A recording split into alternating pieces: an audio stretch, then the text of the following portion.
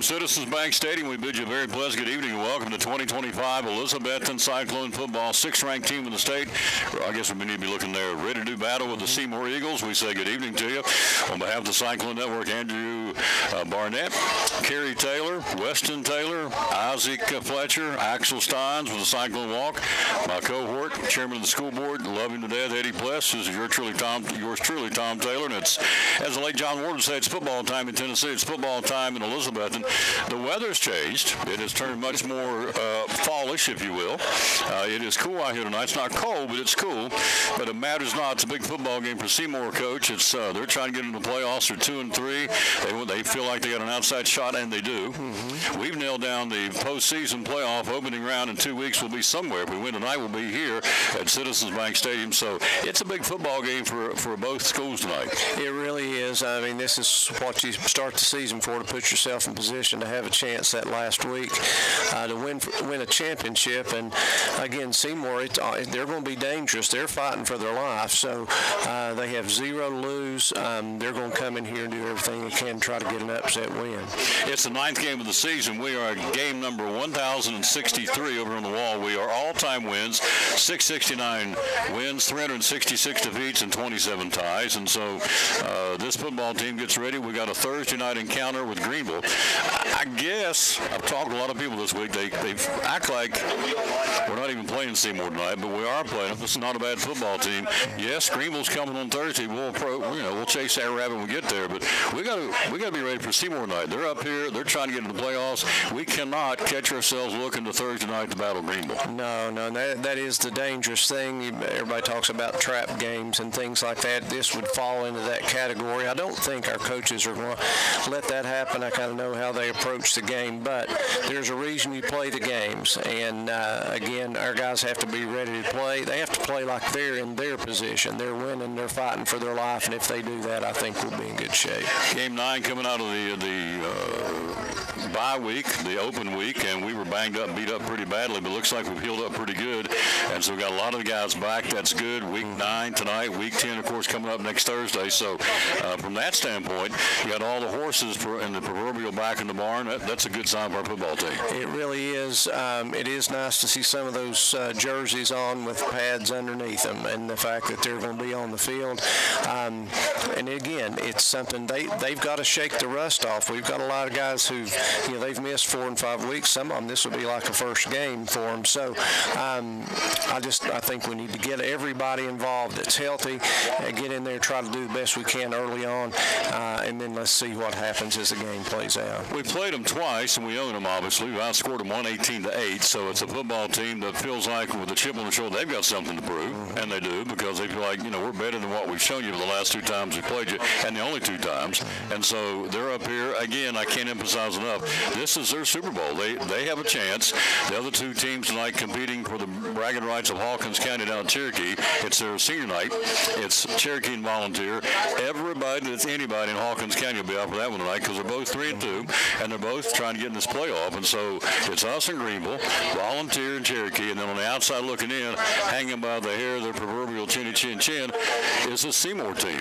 Northview and Granger and East are out, and so as far as getting in the playoffs. So this is a big game tonight. I keep saying that. It's not like a broken record, but we've got to be ready to go, and this team would like nothing more come up here and knock us off. And Sean will tell you, and I don't think it's just lip service, he'll say, look, this is not a bad football team. Yeah, and again, I still hear remnants of Coach Ryder probably coming out of what Sean says. The weeks like this are the hardest weeks. He knows. He's seen film. He's probably watched every play that they've been involved in this year, and we don't have our kids don't have a lot of history here, so they don't have a lot to bank on. So it's all going to come from Sean and his coaches, but I think they'll do a really good job of making sure our guys are prepared. You've played it and you've coached it. Homecoming seems to be a distraction, understandably so. Senior night tonight, is that a distraction or not for the kids? Well, I mean, it is a big deal. The good thing is that they know if they take care of business, it's not going to be the last game. If you know it's the last game on your field, sometimes I think that's a tougher thing maybe than even a senior night. But they take care of business. We know we're going to host at least one, hopefully multiple games down the road. So, but it is emotional. These kids have put an unbelievable amount of time into being a part of this program. So yeah, it does kind of culminate, and there will be some emotion, but they do hope to be back here in a couple of weeks. Absolutely. That's the goal, to be here at the bank on November the 7th, the opening round of the TSSAA playoffs, and so we're excited about that. Again, the crowd continues to gather. It's a cool night here in Betsytown, and so the Cyclones getting ready to bring it, and we're getting ready to bring it to you because they're going to get it on the field in about 29 minutes and get it ready to roll. So we're excited. We'll come back with more of the pregame show brought to you by the good folks from Phil's Dream Pit. Again, taking orders starting Monday for the hickory smoked ham and the hickory smoked turkey. Are you a hamster or are you a turkey guy? Well, I'm a ham guy. Most of my family's turkey people, so I might get a taste of some ham. I may have to give them a call because I know that's good stuff. I'm telling you, I have gone to, for the last 3 years, I've gone to a gathering, if you will, either Christmas or Thanksgiving, and brought the ham or turkey from Phil's Dream Pit, Eastern Star Exit, Interstate 26, and every time I brought it, people say, well, what'd you bring? So I brought a ham or turkey from Phil's Dream Pit. Let's try it. And they, every single time, they take what's on the table from a very reputable ham place and turkey place, I told you, and they say, well, let's put that in the fridge. This one's really, really good. And so yeah. They know how to do it. Certain people got that gift, and they certainly made a living out of it. So that would be a great idea. I'm glad you mentioned that, and that we need to get it in early because they don't have an unlimited number, I'm sure. They don't. They do hundreds of turkeys and hams for the holidays at Phil's Dream Pit, our pregame sponsor. The seniors are getting ready to gather out on the field. The football players are going to pick up the public address announcer, Jason Hawley, and do that and let him tell you about the seniors. We'll do that right after this quick break from Phil's Dream Pit. Pregame show brought to you by Phil's. You're watching 6th-ranked Elizabethton Cyclone football. And the owner, how can you feed the team, feed the gang, feed folks for football season? What are options for Phil's? You know, the great thing, we're set up, Tom, for events large or small. When you want to take things and make things easy, we have our dream packs to go that give you your meat, give you your choice of 3 sides, your buns, your barbecue sauce. You just throw that on a plate and you're ready to go. So you can just set it out, set pans out for your friends to grab whatever they want. You're having a big party at your house for watch the Vols whip up on Syracuse or whoever it is they're playing this week, where we go in Tennessee, Alabama, whatever game it is, we've got you covered with those dream packs. And if you're going, you know what, I've got everybody bringing nachos and sides and all this little finger food, but I want something a little more substantial, you can get meat by the pound, and we can set that up for you where you just have the meat and everybody can bring a side and get you ready to go. So meat by the pound or dream packs to go, either one. Great way to feed a bunch of people on a budget. 349-60 or 423-349-6437 is the number to call. Website is philsdreampit.com. Also be looking for our Phil's Dream Pit food truck. You can follow where it's going to be set up at philsdreampit.com. We run that thing all over the Tri-Cities. We've got it in Elizabethton sometimes, Kingsport, Johnson City, over in Bristol occasionally. So wherever you are, follow the Phil's Dream Pit food truck. You can get the barbecue on the go there without having to drive out to Eastern Star. lots of options. Great sponsor, Cyclone Sports and the Tom Douglas Sports Show. Give them a call. Let them take care of your next activity, next need, whatever it is, at Phil's Dream Pit. The quest for perfect barbecue. Eastern Star exit of Interstate 26.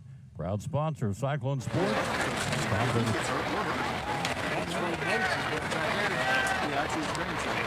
Our next senior is number 23, Jack Blevins, the son of Jason and Ashley Blevins, brother of Kate and Andrew Blevins.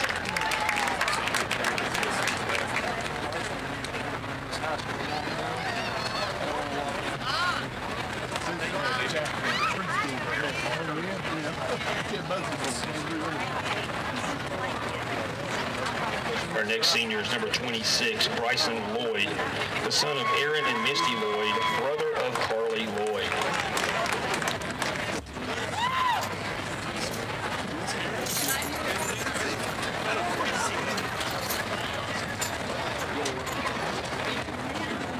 Our next senior is number 35, Josiah Bird, the son of Tanika and Albert Schaefer. Hello, dear. How you doing?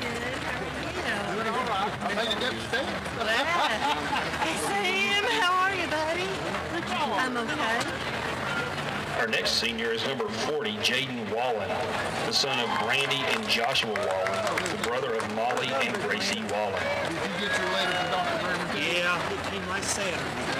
Yeah, I got mine this week. Yeah. Hey. How you doing?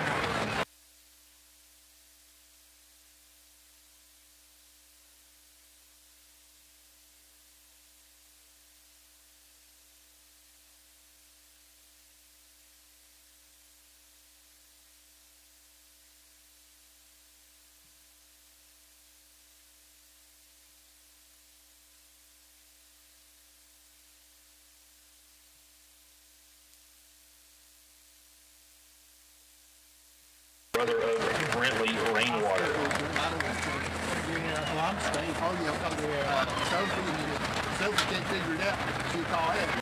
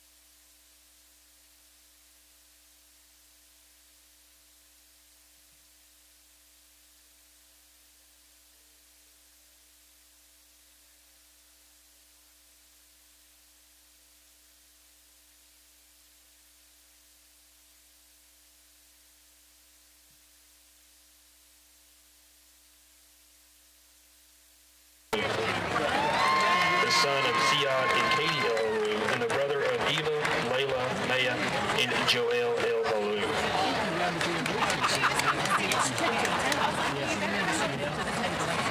Our next senior is Skylar Hammond, the son and stepson of Kimmy Hammond and Jason Lunsford.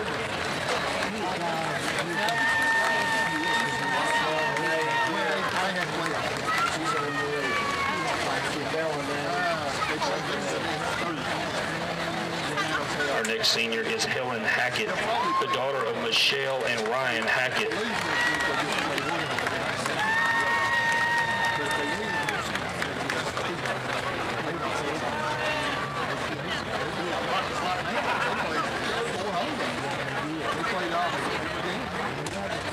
Our next senior cross-country member is Will Snodgrass, the son of Roger and Linda Snodgrass.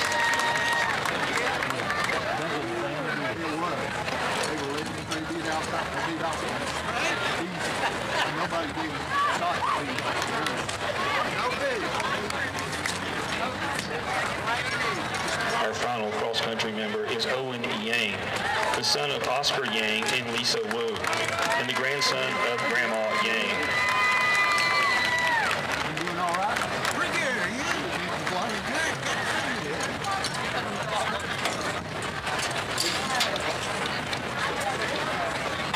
How about a nice round of applause for our cross-country team members? Our Cyclone golf team had an incredible season, with the boys being district and region champions, finishing 5th overall in the state tournament, and our girls team being district runner-ups. Their seniors are Braxton Avery, the son of Pamela and Trey Avery.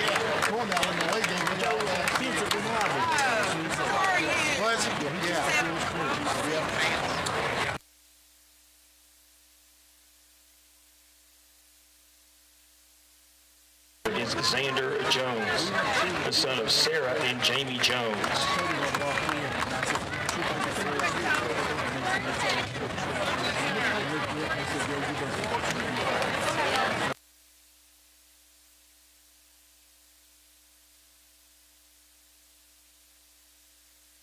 Colton Killian, the son of Brad and Jennifer Killian, and the brother of Jackson and Jordan Killian.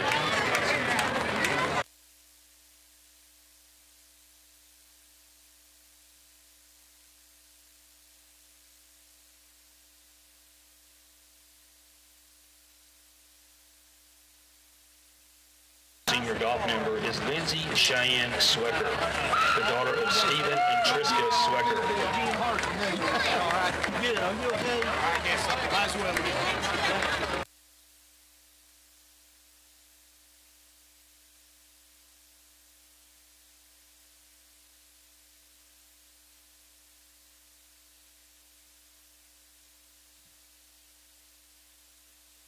Our senior golf team members. Let's give all our Cyclone senior athletes one more round of applause.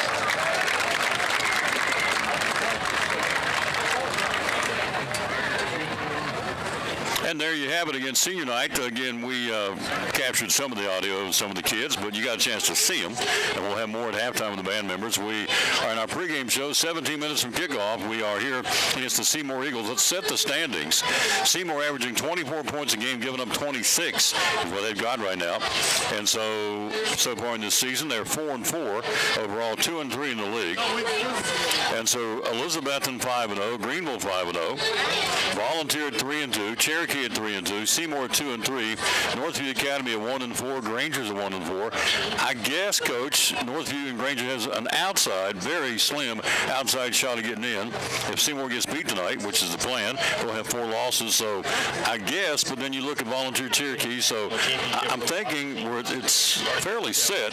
Elizabeth and Greenville, Volunteer, and Cherokee with Seymour on an outside slim chance of getting in the playoffs. Would that be a fair statement? Yeah, I would say so. I believe it's going to take, it's probably going to take 4 wins to get in, and those were 2 of the better teams in the conference. They've got a lot to play for. It'd be a fun place to be tonight, and down in Hawkins County. So it's always a rival. The record doesn't matter. Seymour is 4-4. They've got wins over Pigeon Forge in Clark County. They've got wins the last 2 weeks at Sullivan East, 36-13, and Northview Academy, 50-22. They'll wrap up their season next week at home against Granger. Again, it's a team that's 4-4, again averaging 24 points a game, giving up 26.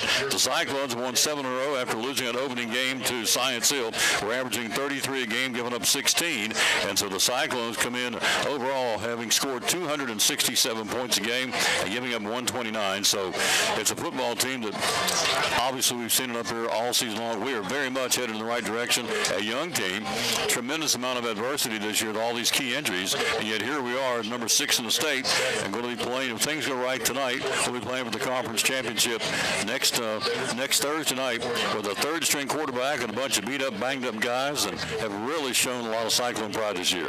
Yeah, there's something about injuries and things like that, and overcome it tends to draw people closer together. I remember a statement from UT's basketball last year when they had 2 starters that were down in a huge game, and somebody made the statement, "We've got enough." And I think that's kind of the way our guys feel. If we're missing some people, we've got enough. So I think that's the mentality you've got to have. The quarterback for Seymour, this has been a great region this year for quarterbacks. We've had 3 good ones.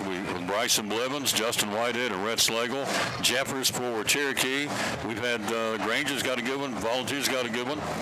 And Seymour's got a good one. Madden Guffey has thrown for over 800 yards. The running back, Josh Gilbert's averaging 6 yards a carry. He's got 7 touchdowns. 2 wideouts, and one of them, Alec Brown, averaging 12 yards a catch. Mason Brown averaging 23 yards a catch. And so, they've got some offensive weapons. Again, you're averaging 24 points a game. And so it's a team that, as we said, their non-conference schedule looks like this year. They lost to Gallenberg-Pittman 44-7. They beat Pigeon Forge 17-8. They beat Cock County 27-7.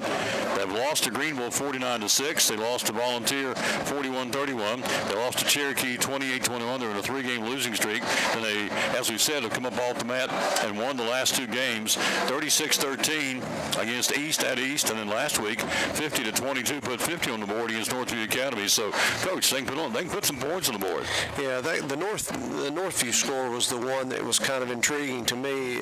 To be able to put 50 on them, there's something there. You don't know at this point of the year, like us, we're getting people back. You don't know if Seymour was missing people early on through the year. So, time will tell. We'll find out very shortly, but they're very capable. Bryson Blevins. Before we go to the break, we'll take a break coming up here in just a second. Blevins, 28 out of 36 for 443 yards, averaging 15 yards a pass. This young man's got it going. Blevins with 8 touchdown passes, 1 against Northview, 3 against Granger. Last week here, 4 against Sullivan East. Third-string quarterback. You made a great point last week in the game. Most high schools maybe have a backup quarterback at best. Mm-hmm. This is our third-string quarterback, a freshman who's thrown it all over the field with 8 touchdown passes. This kid's the deal. He's not very big. We've said that, but he's got a heart as big as this stadium. And so Bryson Blevins, third-string quarterback, he's getting it done. He really is, and I think he's been the key. When Whitehead went down, the hope was, because nobody really knew. Well, some people knew, the staff knew, and everything. What would happen if something happened to Rhett Slagle? So then all of a sudden we lose him there toward the end of that game, and Bryson came in and just kind of managed the end of the game, threw a nice ball, got a touchdown. But then 2 complete games where he's had to run the show. He's done a great job. Like I said, I admire coaches because they know how to put people in position to be successful, and they certainly know what Bryson can do, and they've turned him loose. I kind of thought maybe they were just going to hand the ball off, for 2 or 3 games and not really put him in the limelight, but they didn't really change much. They've stayed in their offense, and Bryson's done a great job. The great Betsy Band coming down in front of us here on the sideline, getting ready for the start of this one. Senior night, one of those senior band members at halftime. You look at our football team, the J-Train back in the scoring column. He got a touchdown last week. He's got 2 this season. Justice Wallen with 7 touchdowns in the season. You have Zach Wallen with 2, 4, 6, 7 touchdowns this season. You have William McDuffie with 4, C.J. Mathis with 4, Jack Blevins 2, Braylon Britt 2, Legend Pay 1. So we've spread it around, and you've said this and said it very well. Each one of these guys have their own running personality. Makes it very tough to defend, very tough to scout, and very tough to get ready for. It really does. We're not just going to line up and try to run over you, although that's an option. We can try to get outside on you, but most of these guys, like I said, they're made a little different. They're shaped a little differently. Their moves are a little different, but all of them are very good at what they do. So it is really a blessing to have that many to be able to carry the mail. Turnovers, 8 interceptions of the season for us. We picked them out. Kyler Reed, the most recent in the game last week, is East.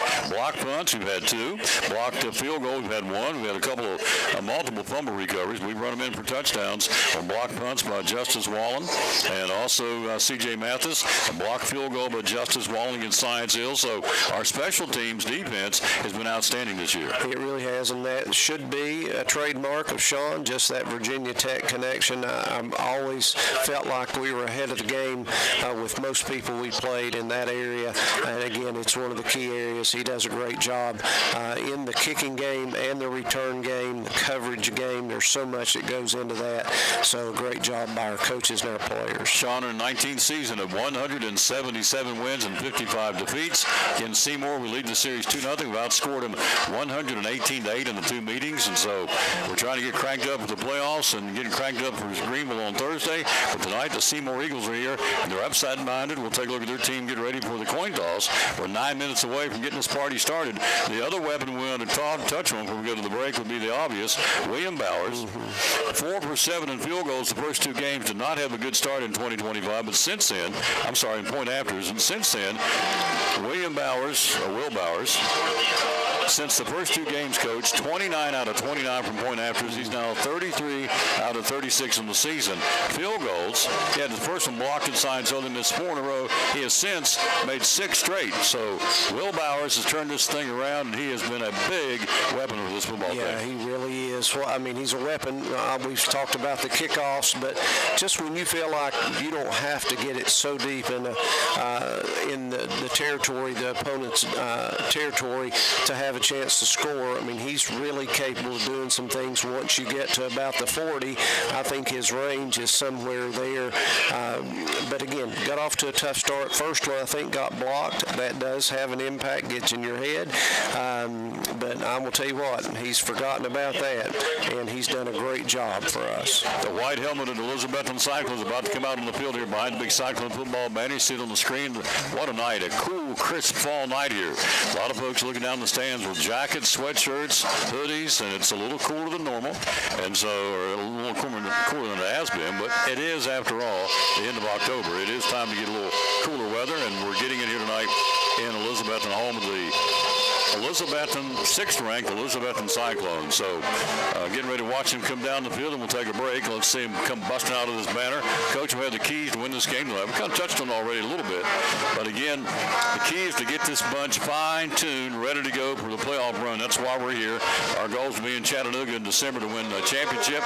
Here they come, your 6th-ranked Elizabethton Cyclone football team down the middle of the field, coming to the near side, in between the Great Betsy Band and the cheerleaders. And here they are, ready to roll. In black jerseys, orange numerals trimmed on white bottoms, and white helmets. Beautiful setting here on a gorgeous, cool Friday night in Elizabethton, Tennessee. We'll be back with more. You're watching 6th-ranked Elizabethton Cyclone football.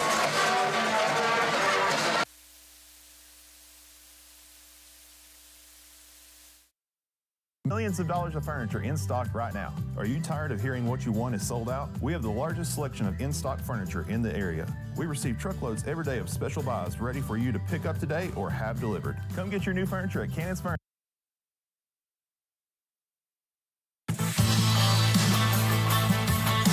Yeah, the bank's rocking, yelling, go, Betsy, go! Yeah, the bank's rocking, yelling, go, Betsy, go!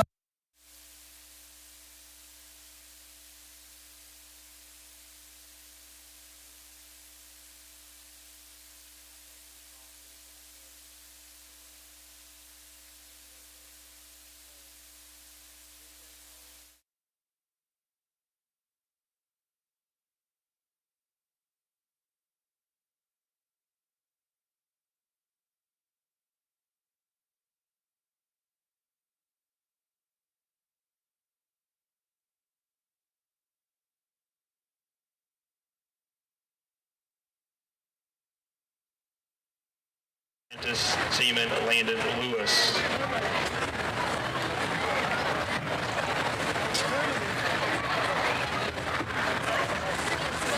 Here to bring you the welcome is senior Piper Kate Bennett. Miss Bennett is the daughter of Jancy and Randall Bennett and sister of Cyclone alum Cagney Bennett. She's a member of the EHS softball team, EHS student ambassador, student representative for the Community Partnership Advisory Group, and top 10%. Miss Bennett is senior class president, Key Club president, vice president of the National Honor Society, and a member of the Student Government Association, Health Occupation Students of America, National Social Studies Honor Society, Rho Kappa, and Clone Club. She was the 2025 Teen Board of Knoxville presentee, Elizabethton Star Calendar Girl, and attends Young Life. She's a member of the Trinity Methodist Church and attends the First United Methodist Church Youth Group. Miss Bennett plans on attending the University of Tennessee in the fall, majoring in business and marketing. And finally, Cyclone Nation would like to wish Miss Bennett a happy 18th birthday this Sunday. Ladies and gentlemen, Miss Piper Kate Bennett.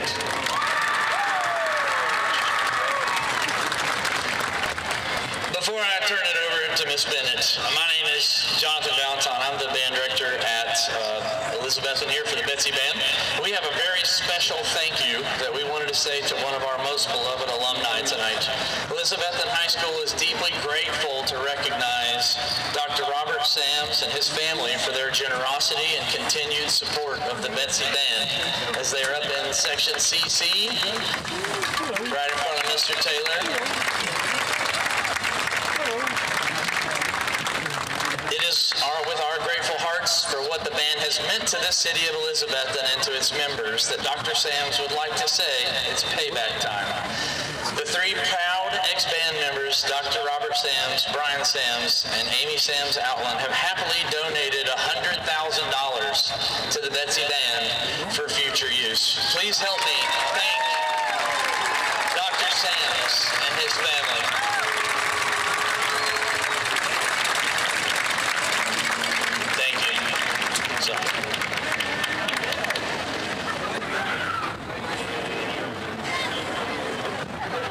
Good evening. We would like to welcome the players, coaches, and fans from Seymour High School to Elizabethton High School, home of the Fighting Cyclones. Please join me in prayer. Dear Heavenly Father, we would thank you for bringing us all together tonight, our families, friends, classmates, coaches, and teammates. Thank you for the chance to come together as a community to enjoy this game we love. We ask that you watch over every player on this field from both teams. Keep us safe from injury, help us to play with strength, respect, and good sportsmanship, and remind us that no matter the outcome, we are all winners when we play with heart and honor. Bless our coaches for the guidance, our fans for their support, and everyone who makes nights like this possible.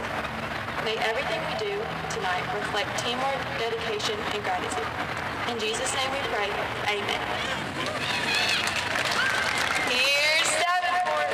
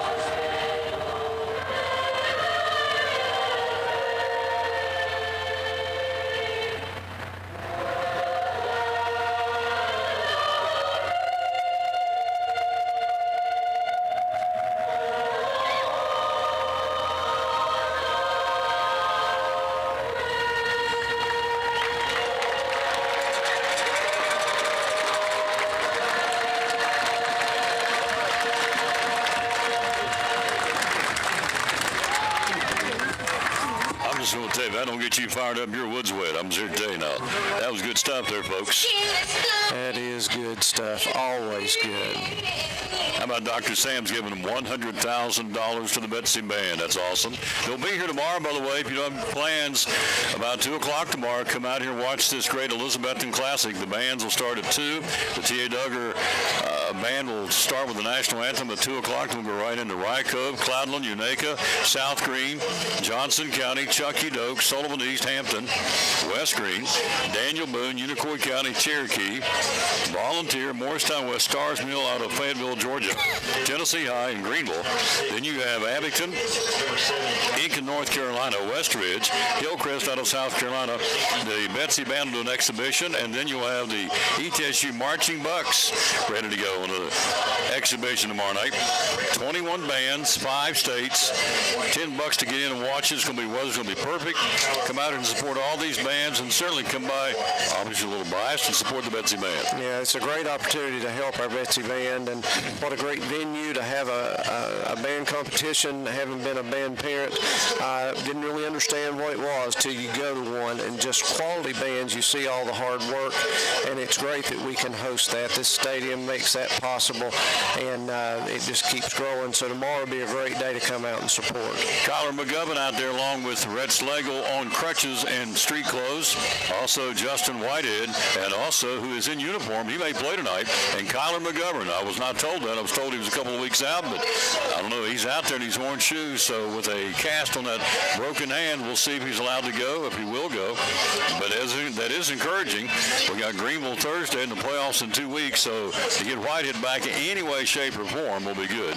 And so they're after the coin toss. The Seymour Eagles in all white, blue numerals with white helmets, and see what colors are breeches. Their breeches they're blocked by our mooses on our side of the field. Can't see the breeches. I think it's that navy blue. Navy blue. There you go. So, Coach, as we watch the coin toss, get ready to get our party started. What are the keys tonight for the Cyclones to get this W, make it 8 straight, and get ready for Greenville on Thursday? I think they want to make it as clean a game as possible from a turnover standpoint, from a penalty standpoint. You really are at crunch time where there are no gifts. You don't want to give anything away. They had a fumble to begin with last week, but they bounced back really well. But I think they just want to concentrate on playing clean football, and that, again, protecting the football and not giving anything easy away. The other thing, really, they've got to protect Blevins, and I think they're going to have to do that. I don't think they'll choose to run him very much, and I think they've got to give him time to throw. He's proved if you give him time, he's going to put the ball where it needs to be, so give Bryson some time. Cyclones will get the football. Seymour won it and deferred to the second half, so we could see this high-powered offense averaging 33 points a game to get going here with Bryson, Blevins, and a bevy of running backs back there. Could be McDuffie, could be C.J. Mathis, could be the Train, could be any number of guys, Legend Pate. So we'll see. We'll go back deep. And back with the Cyclones will be C.J. Mathis. C.J. has been very, very impressive on kickoff returns for the Cyclones. And let's see what those numbers are for C.J. I want to say in the 25 to 30-yard return, C.J. Mathis averaging 25 yards a return. So Braylon Bridge averaging 42 yards a return, who's also back there. Cyclones will go looking into the scoreboard here at Citizens Bank Stadium, where we see 3 state championships, 1938, 2019, and 2020. We're 61-7 at this field. We've only lost here 7 times in 10 years. We've only lost 1 playoff game here, the very first year against CAK back in 2015. So this is a tough place to come in and play, and we hope that'll continue tonight. Seymour kicking left to right. The Eagles out of Kodak, Tennessee, into an over kick is going to be taken by CJ at the 8. Here we go. Up to the 10 to the 15. CJ to the middle of the field to the 15. Cuts to the 20. Stays on his feet. And CJ will bounce it back out to about the 33-yard line. Again, about a 20, 25, 26-yard return, which is his average. And the Cyclones will set up shop here. White bottoms, black jerseys, orange numerals trimmed on white, and the white helmets that are not permanent. Those are things you can, the helmets are black, but you can snap that white thing on the helmets, and the guys wanted to do it again this week. We had it last week. They said, can we wear white again this week? Well, it does. It looks good. It's a different look that we've ever seen. When you win 7 in a row, the coach says, yeah, we'll go ahead and we'll go with that. Blevins, starts things off on the 34-yard line. Bryson running the far side to Justice Wallen. The bull turns the corner to the 35, 40, 45, 50. Wallen's off to the races, far side on the 40, 35. He's down inside the 30, bounced out of bounds, down around the 20-yard line. A simple jet sweep to Justice Wallen, turned the corner, coach, and he was gone from our 34 all the way down to the Seymour. Let's see, we'll mark the football. A huge chunk of real estate for Justice Wallen right out of the chute. And let's see, the mark back up to the 25-yard line. So make that a 41-yard run by Justice Wallen. That's a pretty good start. And right out of the chute, you have the J train back there now. So we're getting ready to see a couple of wide receivers differently. Pate's out here set up on the wide side of the field along with Jack Blevins and also Zach Wallen. So a 41-yard gallop by Wallen. Great run, coach, and great blocking downfield. It really was. That's up there. You just named a lot of weapons, by the way. There's a lot of options there, but really good to see a little different, something different on the first play. Kind of caught them off guard. Great job by Justice. So Blevins will set up shop. 1st and 10 on the 25-yard line. Tonight's first down is brought to you by the good folks from Double C Western Supply. All kinds of new area jeans and boots. I mean, they're getting the stuff in daily for the holidays, so which is 61 days away from Christmas Eve. 1st and 10, 25-yard line. Cyclones on the move. The opening drive and the opening play netted 41 yards for Justice Wallen and the Elizabethton Cyclones. So here we go. Blevins, single setback now is Mathis. He'll work out of the gun. And he will look at it. So there's some kind of a slowdown to this football game. I'm sure what it is, but be a clock malfunction. The 25-second or 40-second clock's not running. So the play clock, of which you have 40 seconds between plays, is not currently doing what it's supposed to. That means run when the button's pushed. So to the near side, the wide side of the field, Zach Wallen, Jack Blevins, and Legend Pate. Single setback is C.J. Mathis, and looks like now we've got things to the officials' likings, and here we go. 1st and 10, 25-yard line. Cyclones on the move in the opening plays of this football game. Blevins claps his hands, throws out in the flat on a comeback catch to Wallen. He's got to the 25, curls up inside down to the 21-yard line. Picks up 4 in the play. Tackle made, a stop at number 60. Call out the name for the Seymour Eagles. Number 60 will be Aiden Wicker, 6'2", 210 defensive tackle. The junior makes a stop. We give forward progress of only 2 yards. It's not a real good spot. Actually, it's down to the, I'm going to say it's a 21-yard line. Scoreboard says 23. I say 21. For 2nd and 8. Clock rolling, 10:55 to go, opening period. In motion goes Pate. Hands off up the middle of CJ. CJ's got a little juke, and he's to the 15. He's at the 10. He'll go stay on his feet. Down inside did he go. And he did. Touchdown, Cyclones. Touchdown, CJ Mathis. Coach, that may be a sign of things to come, because that was pretty dadgum easy right down the field. That really was. I mean, just a great burst. CJ sometimes doesn't get enough credit. He's great on both sides of the ball and in special teams. He had some intentions when he got the ball that time. Good job up front.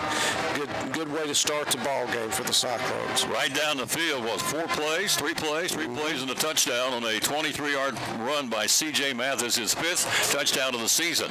Bowers, point after, it's up, and it is good. 60-second break, 7-0 Cyclones. You're watching 6th-ranked Elizabethton Cyclone football. The Tom Davis Sports Show. Dream Packs. Tell us about the Dream Packs. What's that all about? Dream Packs. They start at 4 and go up in even numbers as big as you need. You get meat, 3 sides, sauce, and buns. All that's included. We do offer plates, plasticware, gallons of tea, but any number you need. Feeds 4. Feeds 8. They do it in increments of 4. So if you're going to the ball game and don't want to cook, call in, get the Dream Packs, come by and pick them up, 349-6437. Yes, sir. Call ahead, and we're on our way to swing through, pick them up. Tailgate, Dream Packs, good way to watch them, or take it to the house, watch it. Either way, good way to watch a game, isn't it? Very much so. The Dream Packs. Phil's Dream Pit, 349-6437 is the number to call. Can we order it online, too? You sure can. Online, call it in. Come on down. There you go. Phil's Dream Pit, 349-6437. The Dream Packs, proud sponsor of the Tom Davis Sports Show.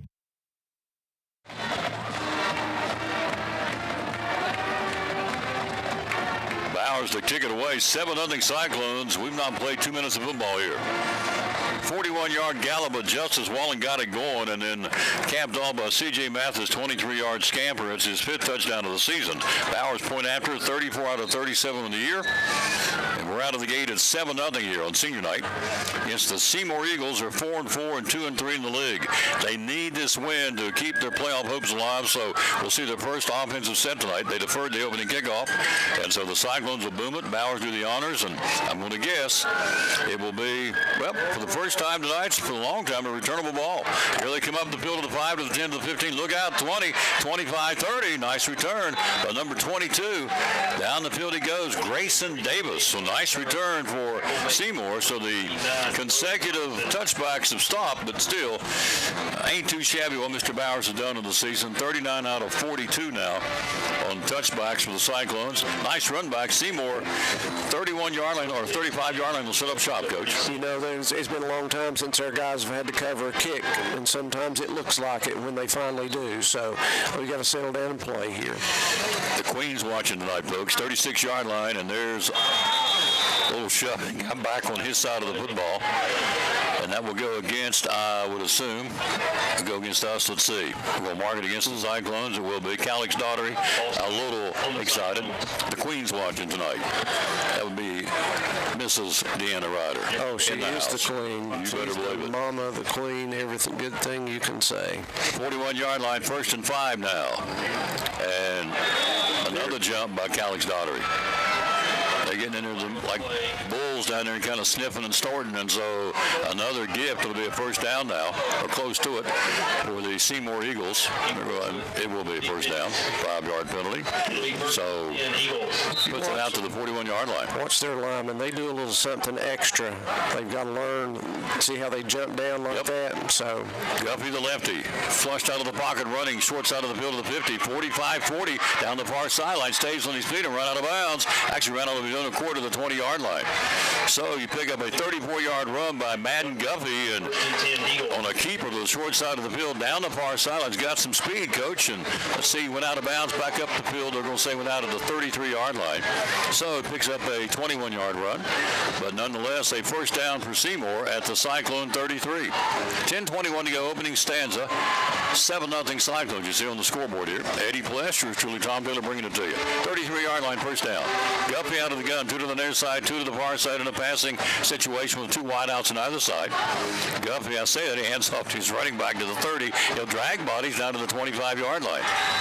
So J-Train got a hand on him. I think Blevins came up, finished him off, but pretty good run to the 25-yard line with the Seymour Eagle player. I would think if the longer you let this team hang around, the more confidence they're going to get. So you want to give this team their knockout punch pretty quick. And right now it's not happening. We lead 7-0, but they're on the move. 2nd and 2 from the 25-yard line. Our 25. Guffey, number 5, is your QB. He is a senior, 6'1", 165, with over 800 yards passing in the season. Madden Guffey. He'll hand off to his running back, the lone man back there, and he'll knife his way down inside the 25 to about the 23. See who made the stop with the Cyclones. Looks like the train was in there. He was. Running back for Seymour was Josh Gilbert. Gilbert with 7 touchdowns on the season, averaging 6 yards a carry. Marks the football coach at the 21-yard line. Yeah, they've got a little something going on. We need to settle in. We kind of got on our heels there, kind of afraid to use our aggressiveness with the way they set up there. So we've got to get it figured out and turn it loose. 1st and 10 on the 21-yard line. Seymour on the move. We lead 7-0, but they're knocking on the door. Bubble screen comeback catch made to the 20 and dropped right there. He had some daylight, but that door got slammed pretty quick. Let's see who got him over there. Stopped by number 81. Yep, 81 is well done. Riley Jones. Catch made by Alec Brown. Brown averaging 12 yards a catch. He didn't get that, Coach. He got 1, and he paid for it. Loveday races on the field with the Cyclones. Clock, 8:45 to go. Opening stanza, 7-0 Elizabethton. Seymour on the move here. They're in the red zone now at our 20-yard line. Cyclones will D up here, showing a 4-man front. Madden Guffey, your southpaw quarterback for the Seymour Eagles. Claps his hand once, claps it twice, fakes it, throws it on a slant pattern and incomplete. Threw a smidge behind him, but Jack Blevins was there. Nice play, and so was Tucker Taylor. So he caught it. Incomplete. So did they? No, they gave him the completion. They're moving the chain. I don't know. I'm not sure how he caught that. I thought he bobbled the ball. Third down and 1 now at the 12-yard line. So he gets credited for the catch. Single setback for Seymour is Josh Gilbert. Third down and 1 from the 12-yard line. He got credit for the catch. Thought his knee was down. Hand off to Gilbert. Gilbert gets the first down to the 10. He's at the 5. He may go down inside, and he does. Does he score? They give it to him, and was his knee down? Nope. There's a flag on the play. That's why the touchdown was not signaled. And so they're going to bring him back and talk about it. But he got a little chunk of real estate, Coach. He got him 12 yards. Looked like he hit pay dirt. They're going to see if it's a penalty and call it back. I think he got stopped at the 1-yard line. I mean, it just looked to me like it's hard to seal our ends that way. Looked to me like had a big chunk of jersey there. See what they call. Yeah, yep, there we holding go. Seymour. That's why. Hello, Peyton Lowe. How you doing, son? Looks like they did score. Yeah, they look like they did score. You're right, Peyton. But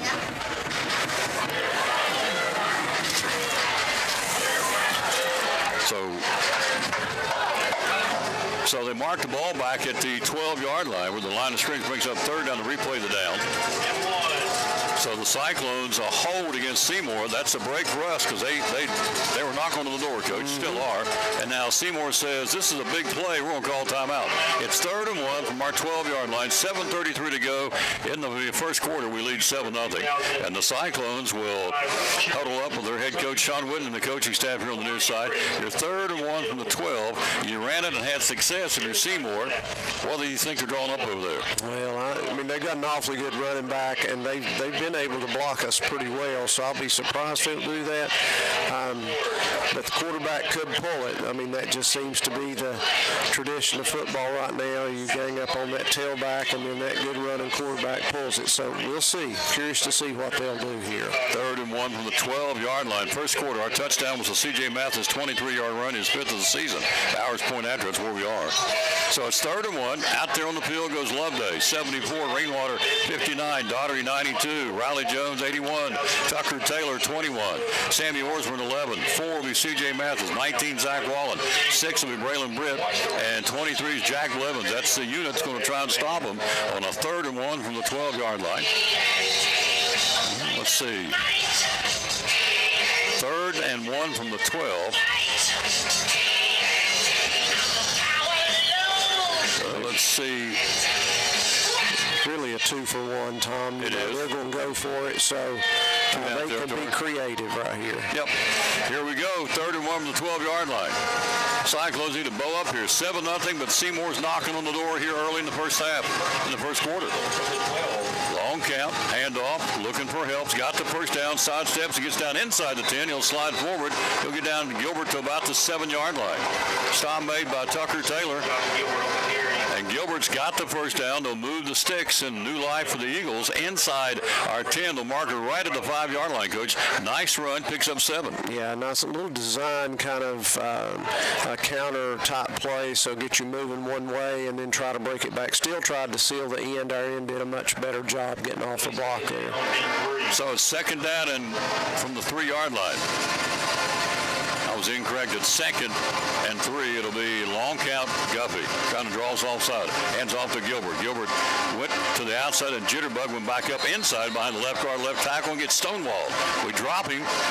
Looked like he may have better chance on the outside. He'll have to go up inside, and we'll take that. Won't be any complaints from us because we stopped him. Right there was Loveday and Rainwater to clog it up for him. And they'll mark the football again for the Cyclones. They'll mark it right at the, 2-yard line. Clock at 6:28 first quarter of the 7-0. Seymour, big confidence boost, Coach. They can score right here. It really is. It takes the momentum that we had away. So got to bow up here, see if we can. 3rd and 1 from the 2-yard line. They'll bring in a package set for the Seymour Eagles with Gilbert and your quarterback, Guppy.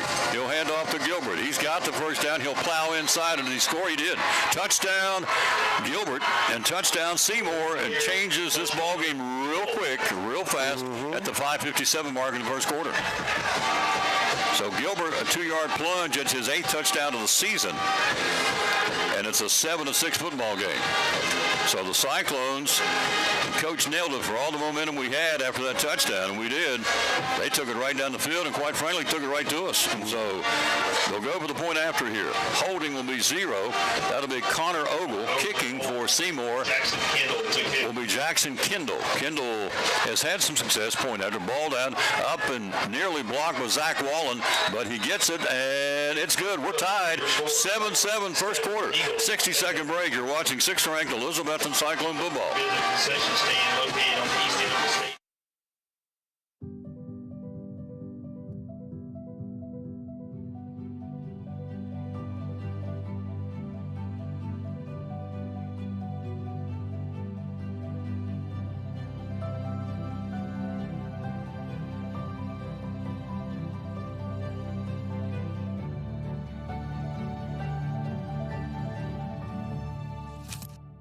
We're proud to help our region move forward and help reopen every. It's the Elizabethton Cyclones. The Cyclones are ready to come out on the field, and I guarantee you, you'll hear the Cyclone Nation go bananas over here in a minute.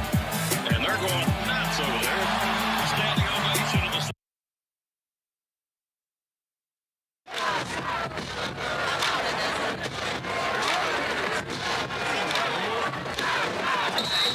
We're tied at 7 here. Seymour to boot it away at the 5:57 mark, first quarter. Thanks, Derek Woodward. Kind words, he said. Two of the best, and Coach Bliss and Tenacious Tom. Tenacious. Not sure what that means, but we'll take it. Thank you, Derek. I like it, yeah. Very kind, sir. Thank you. 7-7 tie. Here's a little short kick, and it's going to be taken by one of the up backs, bouncing around. Who's going to get it? And that's a live football. Let's see what happened here. That could be anybody's ball, and I think we pounced on it. I think the Cyclones are at the bottom of the pile. I think we'll call out the name of David Wright and Tucker Taylor making that recovery. Smart heads-up play by Tucker and David Wright.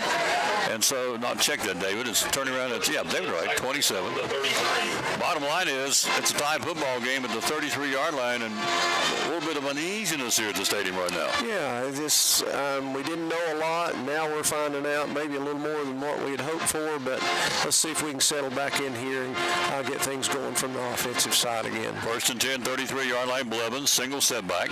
3 to the far side. He'll put one in motion. That's a Legend Pay coming this way. He'll set up now as a blocking back. He'll hand off. It'll be William McGuffey. McGuffey will crack it at about the 34. Gets maybe a yard, not much more. They were waiting on him, led by number 45 for Seymour. Call out the name for, it'll be J.D. Cook, 5'9", 185 linebacker for Seymour. Not much from McGuffey, or rather Mathis, and they'll set the football at about the 34-yard line. So 1-yard pickup on the play. That was CJ on the carry. Clock, 5:29 first quarter. We are tied at 7. Blevins, Wallen, Pate to the near side, the wide side of the field. 3 to the side. They call that trips in the world of football. So Blevins checking off here. The play clock, by the way, is back and operable. It's down to 8 seconds. Blevins puts Pate in motion. He'll hand off to Mathis. CJ to the 35. Gets outside of the 40. He's got some running room. CJ to the 45. He's in the 46-yard line. Picks up 12. And a double C Western Supply first down. Working off the right side. He got stonewalled, Coach, and he found that burst of speed and got us 12 yards. He's got awfully quick feet. Reminds me of his dad back in the day. But just moved really well laterally and then had that burst of speed. Good job. Good job by Legend Pate, too, helping seal the edge there. Got us 12. A double C Western Supply first down. First and 10, 47-yard line. Clock, 4:45 in the period. We're tied at 7. Seymour gets the second half kickoff. We're in the first period. Blevins, split backfield behind him now for Bryson. Blevins will look at 11 seconds on the play clock. Wallen lines up on this side of the blocking back, coming this way. Handoff. He bobbled the ball, hangs on to it. He's at the 50. He'll turn the corner to the 45. He's down to the 43-yard line. C.J. Mathis, and I'm not sure. why he went down. I'm not sure he was down. They brought him down, but his knee didn't touch the ground. He could have broke for a touchdown, but he did not. And so they're going to spot the football at the 41-yard line. It looked like he sat on top of him when he rolled over. Yep. His knee didn't touch the ground. He was still live football. Yeah. CJ still got us the yardage we needed. Picks up a first down to the 41-yard line. So picks up, 12 yards in that carry, too, for CJ. He's off and running here. Single setback behind Blevins on the 41-yard line. He'll get the call. This is the train. He's at the 40. Spins his way to 40, and the J train down inside the 40 to about the 37. He picks up 4. He pops somebody's helmet. Let's see. Turn around. Who took that hit? Number 20. He's out there grabbing his face mask, trying to figure out what hit him. Number 22 got popped, Grayson Davis, and the train, the locomotive, caught him. 38-yard line, second down, Cyclones. Tie ball game. Blevins hands off to the train again. He'll lower that right shoulder. He'll barrel his way down inside the 35. He's at the 30, and he may fall forward to the 29-yard line. Picks up 8, maybe 9, depending on the spot. And the train, when you sit out a couple of games, Coach, you get a little anxious, you get a little hungry, you'll come off the field, but nice run by the J train. Yeah, he showed all that weight room work right there in that run, those legs churning. He's a load. First and 10, 30-yard line. Clock 3 minutes to go. First quarter, we're tied at 7. Cyclones will line up, ball in the middle of the field. For Bryson Blevins, looks like he'll work with an empty backfield. He'll have receivers flooding out in the flat as we're down to 10 on the play clock here. So Blevins will audibilize and say, boys, here's what we're doing. No huddle. Here we go. First and 10 from the 30. Blevins will hand off to Legend Pate. Pate to the far side. He'll go to the 25. He's down inside the 20. He's inside the 15. He'll get down about the 13-yard line. Legend Pate. Number 9, Legend Pate. Pate will take it from the 30 down to about the 15. Cut it in half, Coach. And let's see if we'll finally spot the football. The freshman looks strong to the 14-yard line. 16-yard pickup. We're getting big chunks of real estate right now. Chunks, great eyes. He has really good vision for a young guy. Kind of saw it was clogged up. They're clogging up the middle, so we're going to have to do some things outside. First down, inside the 15, marker to the 14-yard line. 2:13 to go. Clock rolling first half, or the first quarter. We're knocking on the door in the red zone again for the Cyclones. Number 6, ranked team in the state. Blevins will hand off to Pate. Pate will slide forward and bounce it down inside to about the 11-yard line. And so Legend Pate, I think it's Legend, was a CJ. Let me double check here. 8 on the carry. It was Legend, okay. Yes. I can't sit here and look through 2 panes of windows, Coach. I got to get up and look at it. I got you. So it's a second down. Clock 1:44 to go in the period. It was Legend Pate. So they've had a dose already of Wallen. They've had a dose of C.J. Mathis, now a dose of Legend Pate. Second down from the 13-yard line, second and 8 to be exact. Blevins with 15 on the play clock, checking the bench and the sideline for the play call for the freshman quarterback. We're down to 9 on the play clock. Blevins wants to throw. Bubble screen caught near side. Jack Blevins. He'll be at the 15. He's at the 10. Inside the 10. He's ankle tackled down around the 8-yard line. Tackle made by Seymour's Braden Fisher. So Blevins gets positive real estate, Coach. Takes it from the 13 down to mark the football at about, let's see, we'll spot it. It'll be for the Cyclone senior, Jack Blevins, who's an outstanding baseball player. At the 9. At the 9-yard line. So third down at about 4. Clock at 52 seconds in the period. We are at a 7-7 deadlock here in the first period. Thanks for being with us wherever you may be, as the late Russian ball would say, across the fruited plain. Third and 4. Pate hands off to the freshman. Legend works off the right side. He'll be down to the 5. He's down inside and spins his way. Gets darn close to a touchdown. Let's see. They're going to bring him down. They'll say his knee was down at about the 2. Pate on the carry. So Legend, third and 4 from the 9-yard line. Looks like they do. They'll move the sticks. A double C Western Supply first down. They'll crank the clock back up. No huddle offense. 24 seconds to go in the period. On the scoreboard into the stadium. Let's see. We've got 40. See, coming off the field is Jack Blevins, and so in that backfield now will be Bryson Blevins and Legend Pate, 2 freshmen. Our future is bright. Our JV finished their season undefeated last night, beating DB at DB. 5 seconds, 4 seconds, 3 seconds, and Sean says, let it trickle down, and that's what we're going to do. We'll take a break. We played 1. 1's in the books. We're tied at 7. After the first quarter, you're watching 6th-ranked Elizabethton Cyclone football.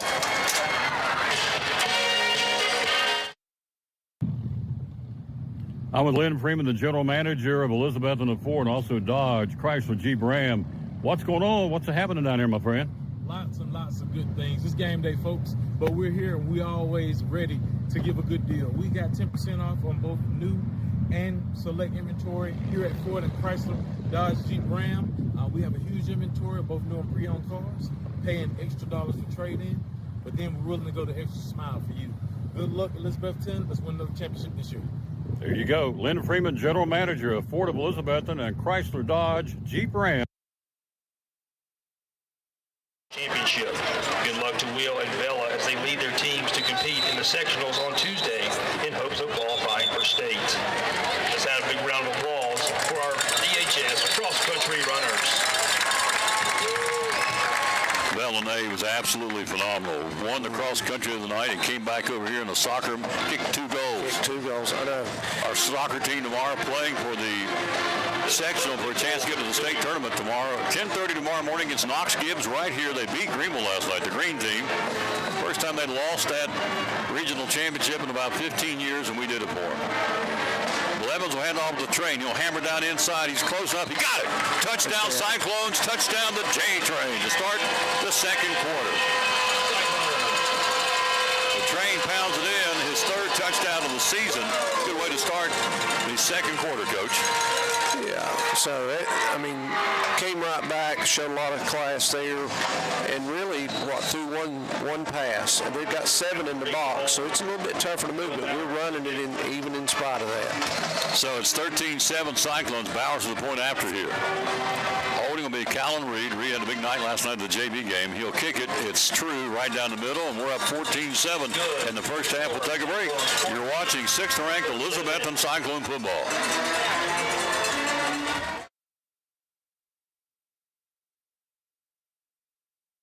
In a world where clutter, trash, and debris threaten your property, one man is ready to save the day. He's Container Man, your dumpster delivery superhero. Need to clear out your garage? Call Container Man. Remodeling your home? Call Container Man. Demolition waste taking over your job site? Call Container Man. From minor to major projects, Container Man has the perfect size dumpster for every task. With lightning fast delivery and the customer service of a locally owned company, he will help you restore order to your world. When you're ready to fight clutter, trash, and debris, call. Talking to Dr. Justice Smith, one of our great sponsors here at the Tom Dillon Sports Show and Elizabethton Cyclone Sports. A lot of them out there. What do you feel like separates physical therapy services from all the competition? Well, number one is that we're local. The money that you spend with us stays here. Mm-hmm. This is not a large corporate venture that your money goes to Florida or Miami or up to Chicago or wherever. We are a true mom and pop facility. We pride ourselves on that, number one. Number two, we don't have a bunch of higher-ups, VPs, multiple presidents that we have to end up making a bunch of profit to be able to pad their pockets. The money that we make in physical therapy services, we reinvest back into the community. So that's why we have our Class 4 laser, we have our Ultra G, we have all the equipment that nobody else in the area has. And we can provide services and for the people of Elizabethton, of Carter County, Run Mountain, Hampton, Stony Creek, Mountain City, Johnson City. That's why we have people from all over the area that flock to our facility because they know they're going to get the best care, the state-of-the-art care with the most state-of-the-art equipment. It's awesome. Can't top that, folks. Great sponsor of the Tom Dillon Sports Show and Elizabethton Cyclone Sports. Great folks at Physical Therapy Services. Touchback Cyclones, William Bowers, of course, Will Bowers, and so Seymour takes over. 20-yard line on the touchback, 14-7 Cyclones. This is a big drive. They went down the field and said, hey, we can match you toe for toe, and they did. They tied it up. We go down and score, so our defense needs to stop them right here. Yeah, they've got to step up right here. It's just their second drive. Hopefully they found some things and won't get those penalties to start this drive. First and 10, Seymour through 20 on the touchback. Right to left, they work it. 14-7 Cyclones, first half. Guffey the southpaw. Flushed out of the pocket running. He'll take it to the right side and get to about the 23. That's as far as he got. As it looked like Justice. Yep, Wallen was right there to drop him at the 23-yard line. So Justice makes the tackle to 23, picks up 3 on the play. Could have been more. Looked like it had more running room. Yeah. We got more no-bakes tonight? Yes, we got to thank Miss Nancy and Miss Michelle. Good women, yes. Good people, good family. You want to know where the pan is right now, it's on his side of the press box. He keeps shoving it over here, I'll tell you. Hand off to Gilbert.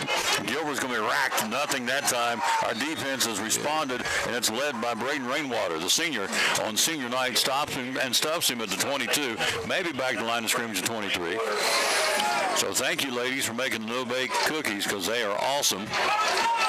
And we hope to get we'll get a little bit here in a bit. Hard to call a game with no bakes in your jaw, but I'm going to try it. I've done it. Yes, you have. 3rd and 7, and you've done it well. 3rd and 7 to 23.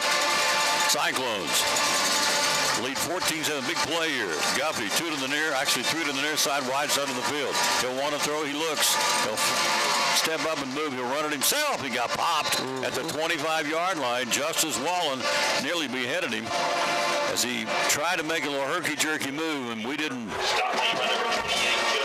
hurt and we didn't jerk. So there you go, and they're going to have to punt the football. So your question was answered. We responded to that defense. We really did. That was a good defensive series. Had good pressure, forced him out of the pocket twice, and the play that killed us the first drive, they stopped it. So good job. Wallen will go back to our 45-yard line. We'll wait for the punt. Winds making it a little bit cooler tonight. Things are cooling down here at the old stadium at Citizens Bank. Nice snap, plenty of time. He's going to run with it. He's on the run. It's a fake down the far sideline. He's got the first down and more. There you go. They tricked us.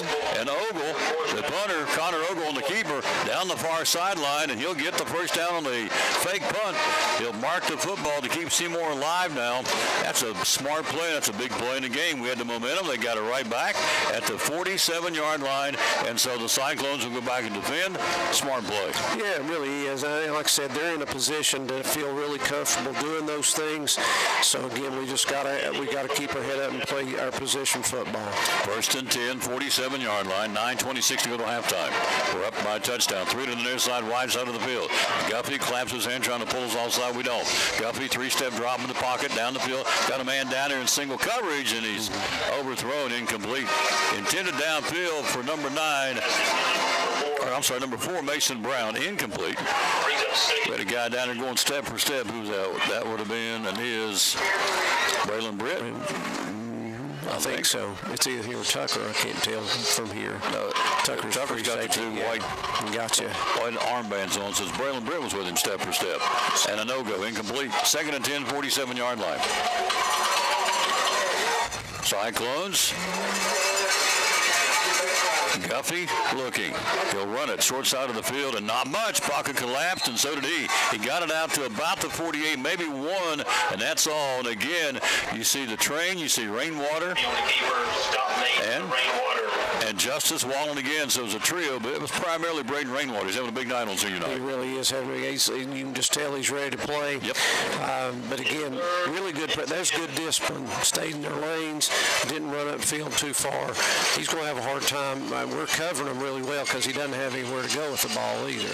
We stuffed him again, 3rd and 10, 47-yard line. 8:40 to go, first half. We lead 14-7. 3 to the near side, wide side of the field. Puts in a little man out of motion, looking for a bubble screen. No, he's in trouble. Goes to the backside of the screen and incomplete, and got popped when he did.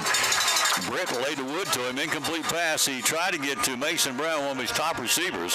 Mason, Alec Brown are the 2 guys they go to, and it was high, and he got popped, but Britt couldn't hang on, and so we'll get the football back again. Obviously, got to watch for a fake punt all night long now. Yeah, sure do, but kind of thinking they did us a little bit of favor. They ran it so well that first drive, and they've kind of abandoned that right now. So Ogle, Connor Ogle, O-G-L-E, will punt from his 34. The right-footed punter, he'll knuckleball it down the field. It's going to be a fair catch called and taken by Zach Wallen at the Cyclone 25-yard line. 1st and 10, Betsy. We lead at 14-7. Let's say hello to some folks. Rachel Chamberlain, hello to you. Katie Whitten. Linda Schaus, Dave and Linda are watching. Thank you. They love the Betsy Band. You'll see them after the game. They'll put on the show tonight. We'll stay and watch that. Melissa Lindbergh, thank you. Tom Geisler, G-I-S-L-E-R, Geisler from Knoxville. Diana Sales, we know her. Deacon Bowers, thank you. Some folks watching tonight, listening. Cyclones take over 1st and 10 on their own 24, leading 14-7 here in the first half. At the 8:22 mark. 1st and 10, Blevins with the 24. 24-yard line. Puts a man in motion. That'll be Wall and the Bull. And so a keeper on a fake, and that's a busted play, and bodies jumping everywhere. It should be a legal procedure against us, and it will be. I'm 99% sure it's our penalty. Thursday night, Richard Van Us, RV, and yours truly bring it to you audio only. Have you seen the weather forecast for Thursday? Yeah, it's going to be, when's the snow coming? That's it's come Halloween and the snow flurries. But they're calling for 50 and rain, 45 and rain Thursday night. So there'll be a lot of folks staying home listening to the broadcast, and we'll bring it to you starting at 6:50. Audio only Thursday against Greenville. Blevins puts a man in motion. He'll hand off another busted play and another illegal procedure. Coach talked about this in the pregame, and the 9th game of the season, you got to clean this stuff up, and it's a sideline warning for the Cyclones. On the Cyclones. Now, do you stop the play for a sideline warning? I guess what they did. If it happens, I guess, before the play's going on, I guess they do. It's interesting. So, sideline penalty against the Cyclones. 1st and 15 coming this way. Trying to turn the corner, getting ahead of steam CJ. CJ will get it out to about the 25-yard line. Tackle made by number 52. Let's call it his number, as we should, because he made the tackle. That would be Kenny Haley, 5'8", linebacker, senior for Seymour. 14-7 Cyclones, you see on the scoreboard screen. 7:53 to go to halftime. Seymour gets the second half kickoff. They won the coin toss and deferred. Cyclones will line her up on the near hash mark behind Blevins. 1st and 8 from the 26. Handoff.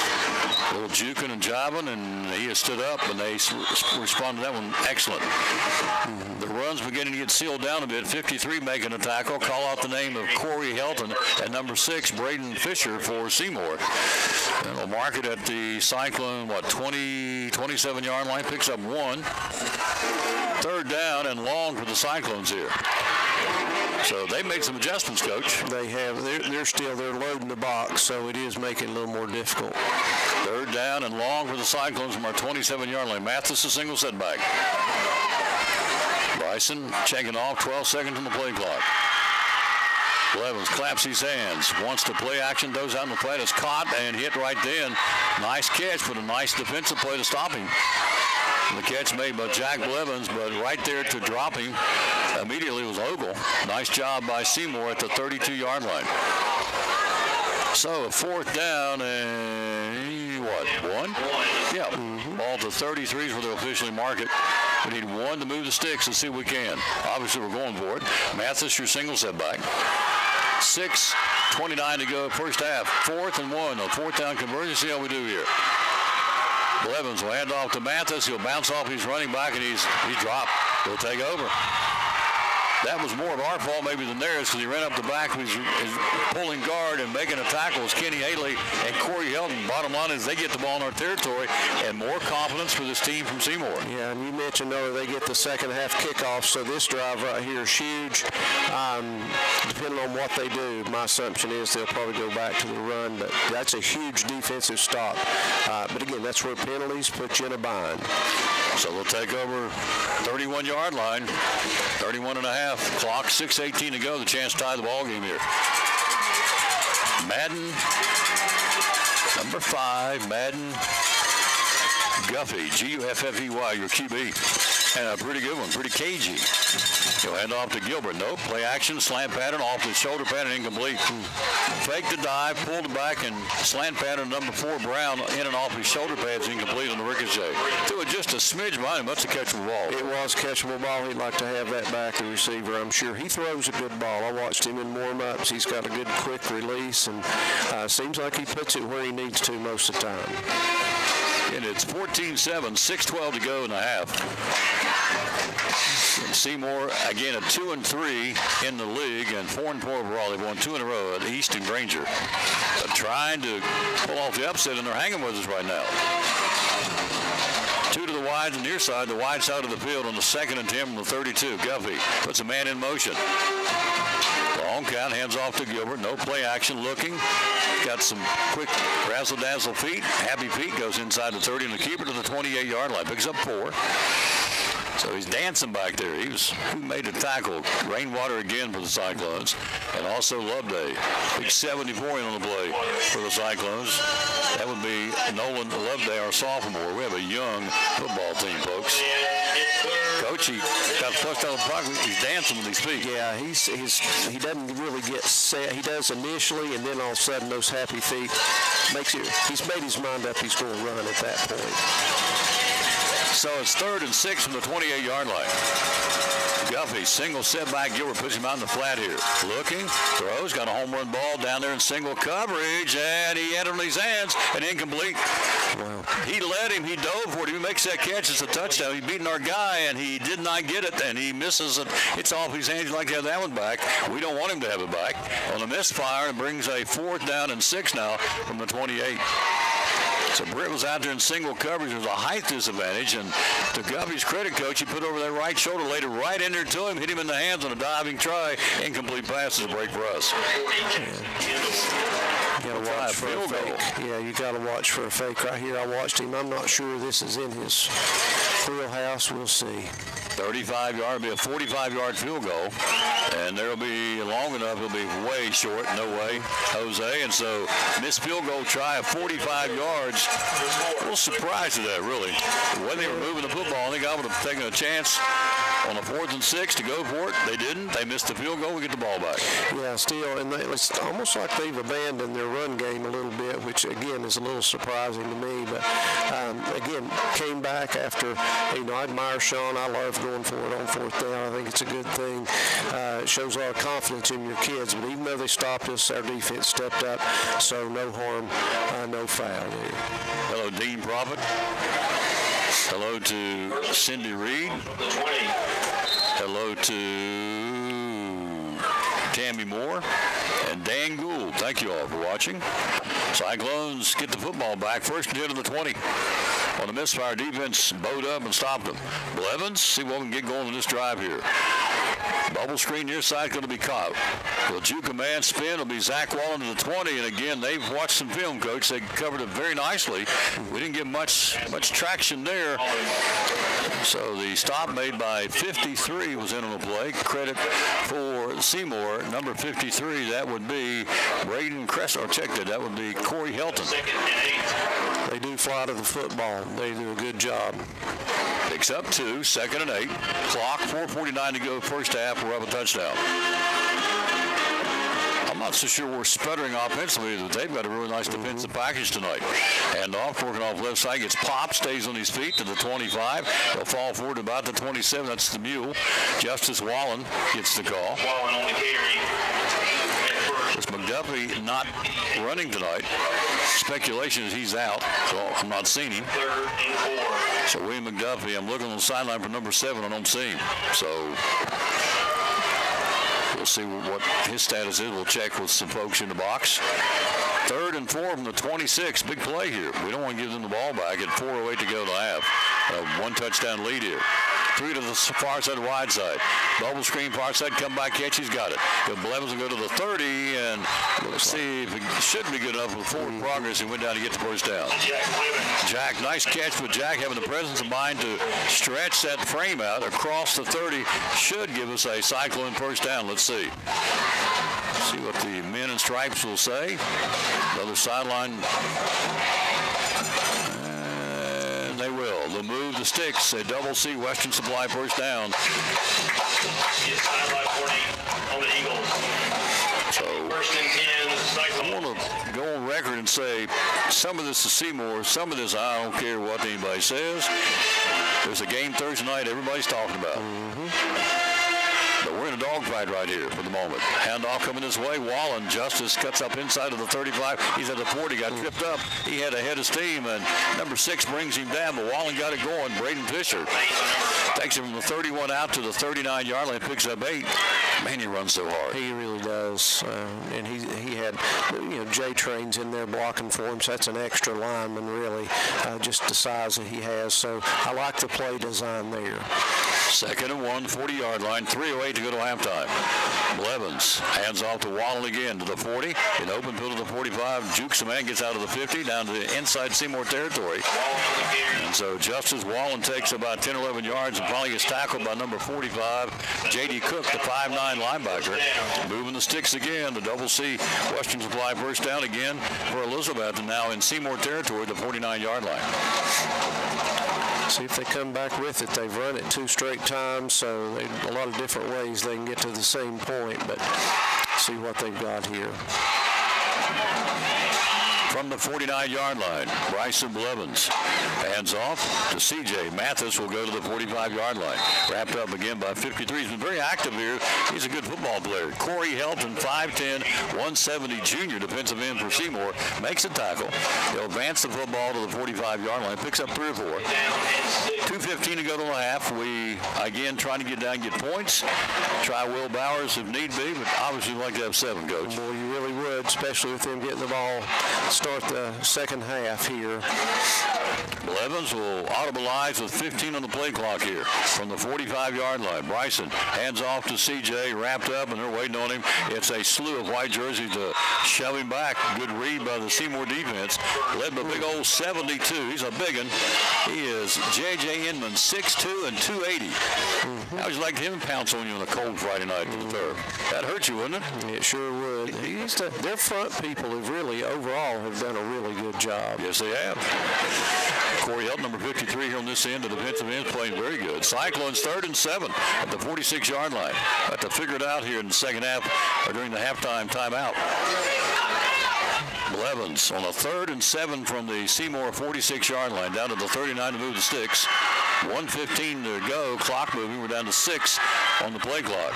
Bryson Blevins claps his hands, wants to throw out in the flat. He's got a man caught. Blevins, 45, far sideline, 40, 35, 30. Jack Blevins, 25, 20, 15, 10. He's got bumped out of bounds. He darn near broke it. They finally shoved him out of bounds. Tippy doing down the far sideline. Great catch, Jack, on the bubble screen, and takes it down to the Seymour, 13-yard line. So that puts it nice chunk of real estate for the Cyclones. Gets it down to the 13-yard line. Great job. I'm not sure who the other receiver was out there, but threw a great block to give him room to get outside. So Jack, a big play for Blevins. Advances the football down to the 13-yard line. 1st and 10 Cyclones. Clock right at 1 minute even, Steven, to play in the first half. See if we can punch it in here from the 13. Hand off to C.J. C.J. trying to find a hole, and he'll crack it down inside to the 10, down to about the 9-yard line. Mathis runs so hard. And he's stopped by Lucas Small, number 59 for Seymour. Clock, 44 seconds to go. We have 2 timeouts. And Coach will mark the football for the Cyclones at the Seymour 8-yard line. 8-yard line. And we're not in a hurry. We don't want to leave any time on the clock for them. So Blevins will put Mathis behind him on the near hash mark or close to it on a 2nd and 5 to 8. CJ gets the call. No, Blevins pulls the back, throws. Dump pass inside. Wallen, he'll go, and touchdown. Cyclones touchdown, Justice Wallen. What a great fake. Fake the dive, step back and threw a little dump pass to Wallen, the tight end. Turns it upfield and takes it in from 13 yards out. Big play, Coach. Yes, sir. Great call. I commend the back and the quarterback both. Just a great play fake. It kind of froze everybody there.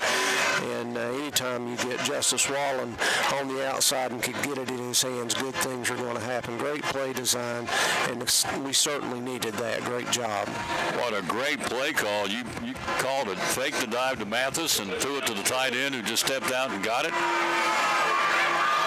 Sportsmanlike conduct on the Cyclones. Unsportsmanlike conduct after the touchdown on the Cyclones. Will mark it off on the kickoff. Yes, on the kickoff. So Bowers will kick it into the Betsy Band, and Callan Reed to hold here with 15 seconds to go to half. Huge football game, huge touchdown this football game. Reed, 20-7 Cyclones, trying to make it 21-7. He'll hold it. He'll check. Bowers said, I'm ready. Snap it. Here we go. Ball down. It's up. It's end over end. It is good. 21-7 Cyclones. We'll be right back. You're watching Elizabethton Cyclone football.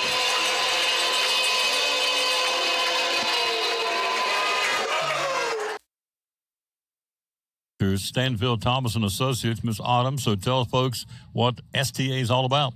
So at STA, we do business tax, individual tax, bookkeeping, and payroll. We specialize in QuickBooks.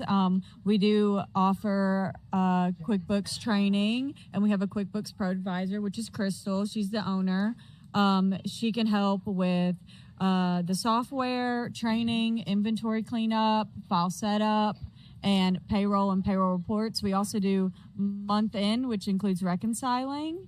So, yeah, we do a lot. Do what you do best. Let us do the rest. It's a great, great slogan. Phone number, how do we get a hold of you? 423-968-9112 or at statax.com. Where do we find you on social media? You can find us at Stanfield Thomas and Associates on Facebook. There you go. One of our great sponsors, Stanfield Thomas and Associates of the Tom Douglas Sports Show and Elizabethton Cyclone Football. Steins with a special song. Take it away, Axel. The Eagle Center is right downtown. The second block is where we're found. We have Crocs and clocks and a lot of things. Tools and glass and shiny rings. Coins and books and mirrors too. All these things just waiting for you. Beautiful furniture and much, much more. You gotta come visit our store.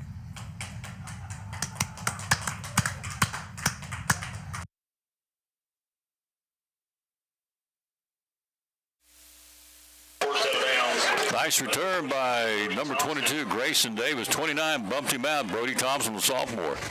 But again, a big chunk of real estate. They'll have it at the 40. You got 8 seconds to go to half, but you've got it at the 45-yard line. Trailing 21-7, the Cyclones lead it here. And we've done very well at the bank. We are 61-7 on this field. We like our chances when they come out of here on this turf that's going to be replaced during the Christmas break with a new turf. It's got a lot of mileage on this turf. It's certainly done well in its usage. Three-man front, here we go. Final should be the play of the first half. And now they'll stop it. And I think somebody may have called a timeout. Let's see. Yep. Somebody on the Seymour side said timeout. Coach, got some scores for us, some other games, sir? Yes, let's see. Around here, the Volunteer Cherokee game, the second quarter, Cherokee's up 13-12. It's a barn burner there. Wow. Don't have anything on Northview and Sullivan East. Science Hills ahead of Westridge, 14-7. Greenville is playing Granger. They're up 35-7 in the second quarter. Boone is down 14-7 to Crockett in the Musket Bowl. Hampton Cosby 16-12 in the third quarter. Hampton's up. It's a big game for the Bulldogs at fifth in the state. Yes. And then Cloudland's playing Unaka. Unaka's really struggled. It's 49-0 Cloudland at the half. So if you're curious to know, we are currently at 44 degrees here. And it feels it. It ain't the steam bath we had earlier in the season. I can tell you that. We had the fans up here running. Ain't no fans tonight. No. Three-man front. Final play of the half to Gilbert, and it'll be a conservative play from the 45 to the 46-yard line. It'll be Rick Gilbert carrying the football.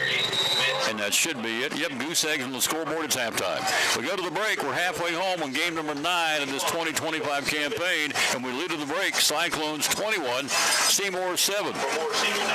We will tell you our halftime is brought to you by Pleasant Beach Baptist Church. We'll go to the break. We got lots to cover here at halftime, including recognition of some seniors down on the field. We'll capture that. 21-7 Cyclones to the break. You're watching 6th-ranked Elizabethton Cyclone football. This is Pastor Mark Fowler, and we want to invite you to be with us at Pleasant Beach Baptist Church sometime soon. And we're thankful for what God is doing, and we've had visitors almost every week. We have so many people that God is using His Word to accomplish a work in their life. And we want you to come. Now, I think about our society today, and there's a lot of talk about the negative aspects and generations and what's missing and what we're going to do and how do we face this social issue and how do we face that social issue. And that is always the buzz. And if we're not careful, we talk like God doesn't have an answer. 2 Timothy chapter 3, we looked at the other night together in our church, and it reminds us that, yes, in the last days, there's going to be some difficult things come, dangerous times, but the antidote is always God's Word. And so what we're trying to do is to provide Bible answers for today's tough questions, and we're building Believers by the Book. So we want your family to come. We're thankful to have a Sunday school hour and a junior church and master clubs and a youth group and all those things going on. But what we're trying to accomplish is to get the Word of God into the hearts and minds of God's people. It's the Elizabethton Cyclones. The Cyclones are going to come out on the field, and I guarantee you, you'll hear the Cyclone Nation go bananas over here in a minute. And they're going nuts over there. Standing ovation.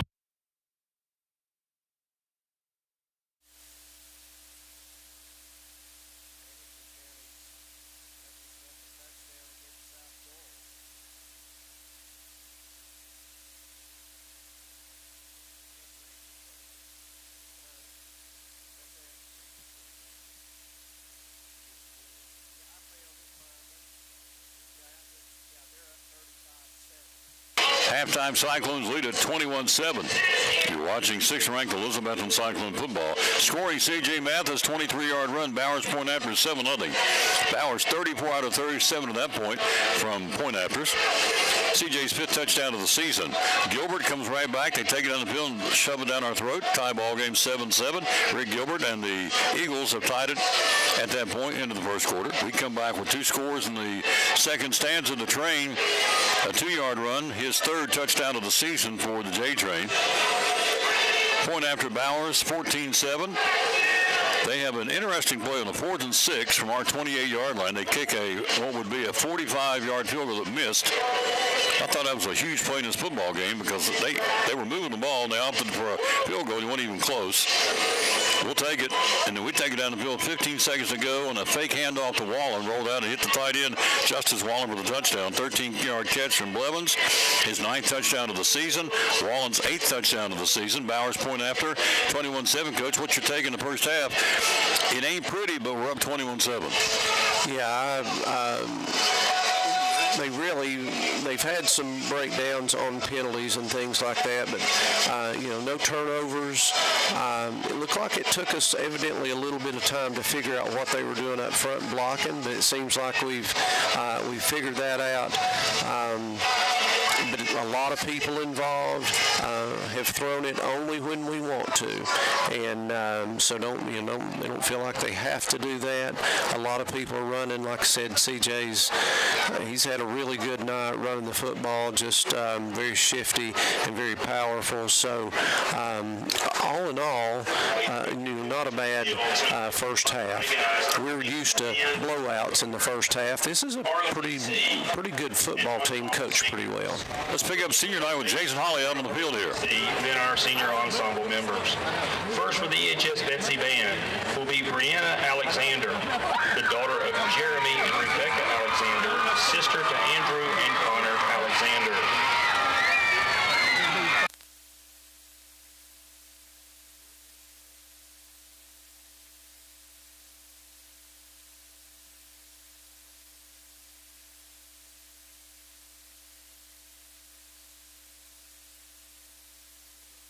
Is Michael Bandera, the senior of Rachel and Larry Bandera, brother to Jonathan Nathaniel Bowling and Serena Raymond.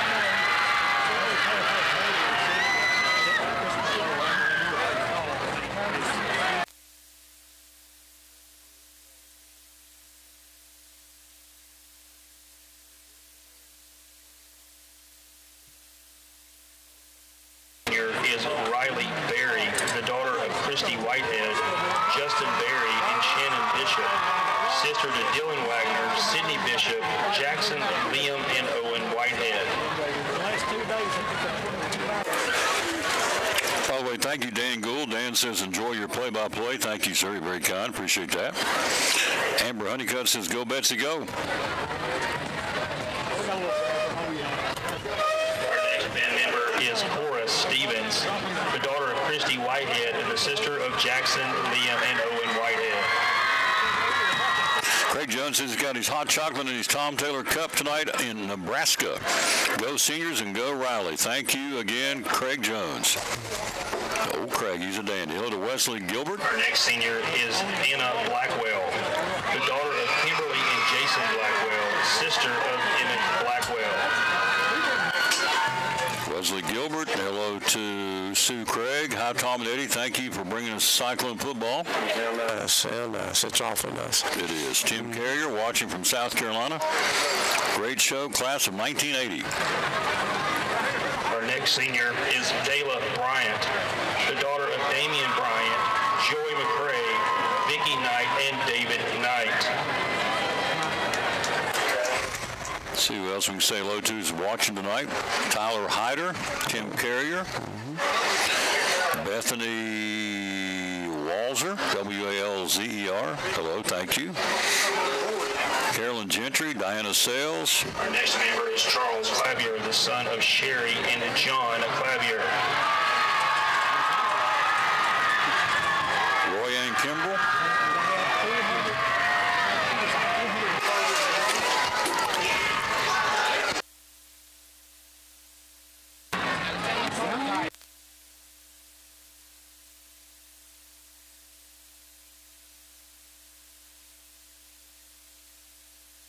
Senior is Alexis Danielle Clayman, the granddaughter of Dottie Clayman, daughter of Michael Clayman, niece of Angela Hurley, and sister of Ava, Jansen, and Bella. And they're watching from Nashville tonight. Hello to Bethany Walzer down in Music City. Thank you. Jen Treadway watching from Clarksville. Homecoming at Austin Peay tomorrow. Go Governors, where they say go P. That's what they say. Our next senior is Callie Dickinson, the daughter of Christy and Larry Dickinson, sister of Carice Dickinson.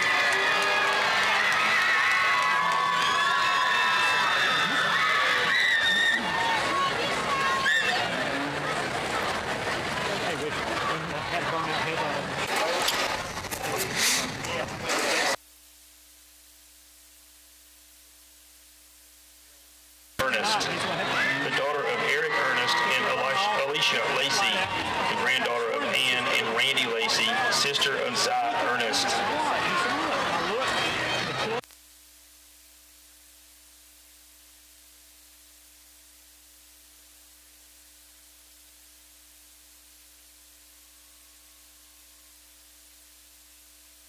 Here is Jobran Ziad El Haloum, the son of Ziad and Katie El Haloum, the brother of Ava, Layla, Maya, and Joel El Haloum.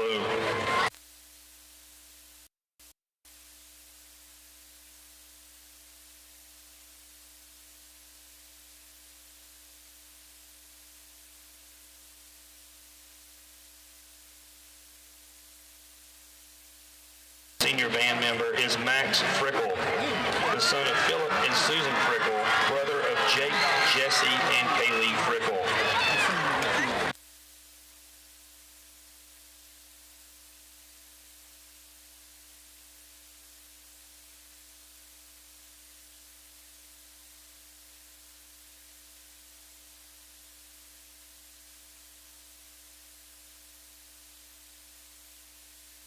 Is Ezra Garner, the son of Ephraim and Heather Garner, the brother of Max, Griffin, Greta, Ruby, and Leo Garner.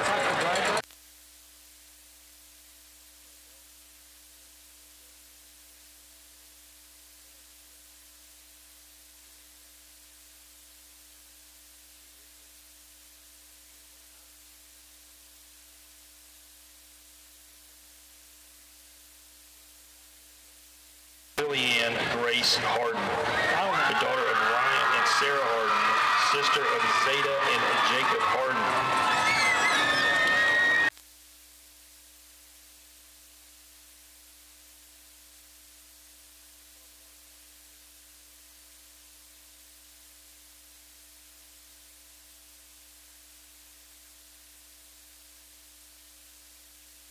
Is Elisha Hoyt, the daughter of Ermina Hoyt and the sister of Elijah Hoyt.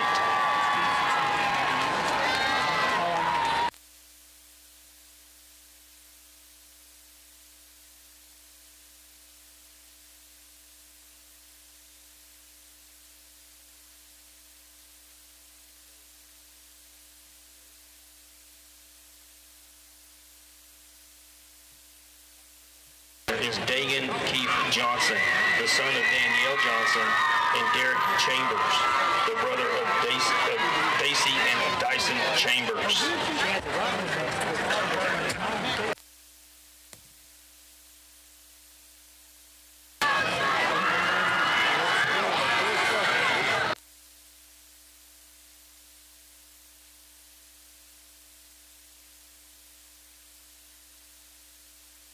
Is Ava Hope Kellerman, the daughter of Matt Merritt Kellerman and Tracy Kellerman, the sister of Gabe, Chloe, Sadie, Connor, Gigi, Blaze, and Liam.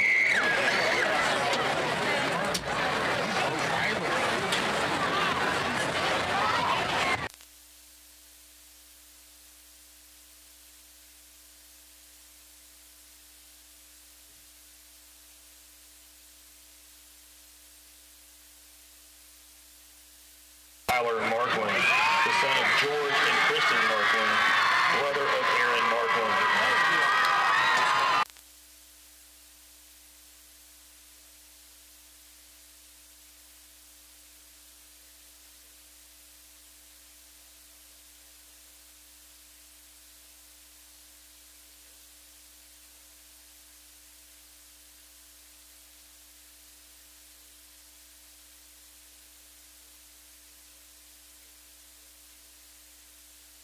Miller, the daughter of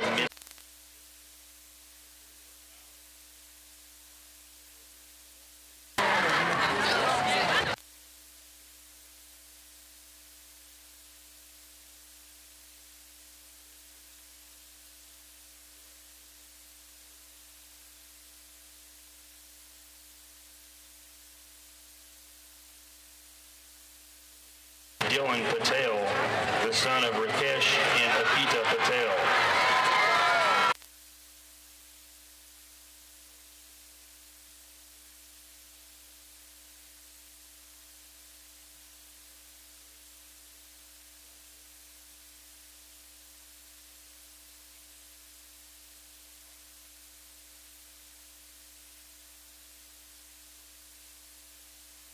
Isaac Payne, the son of Deborah Griffith and John Payne.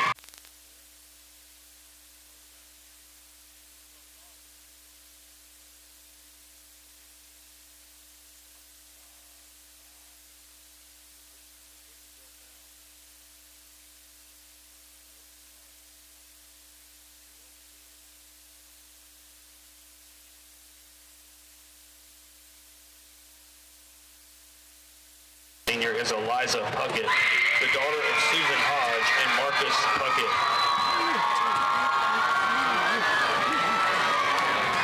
You're watching Senior Night here, folks. This is senior band members. What a great class of seniors for the three-time state champion Betsy Band.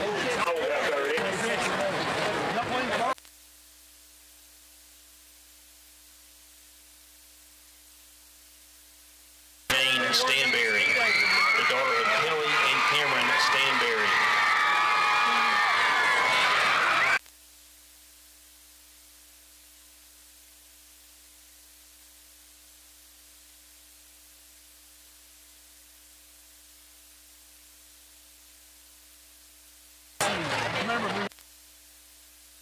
Band member is Judson Steffi, the son of Jeff and Jessica Steffi, brother to Wiley Steffi.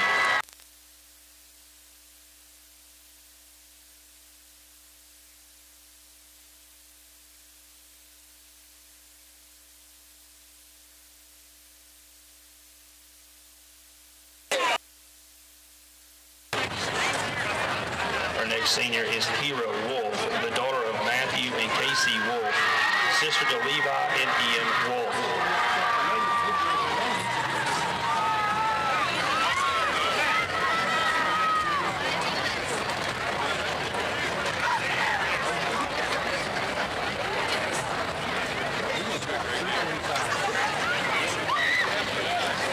Our final band member is Owen Yang, the son of Oscar Yang and Lisa Wu.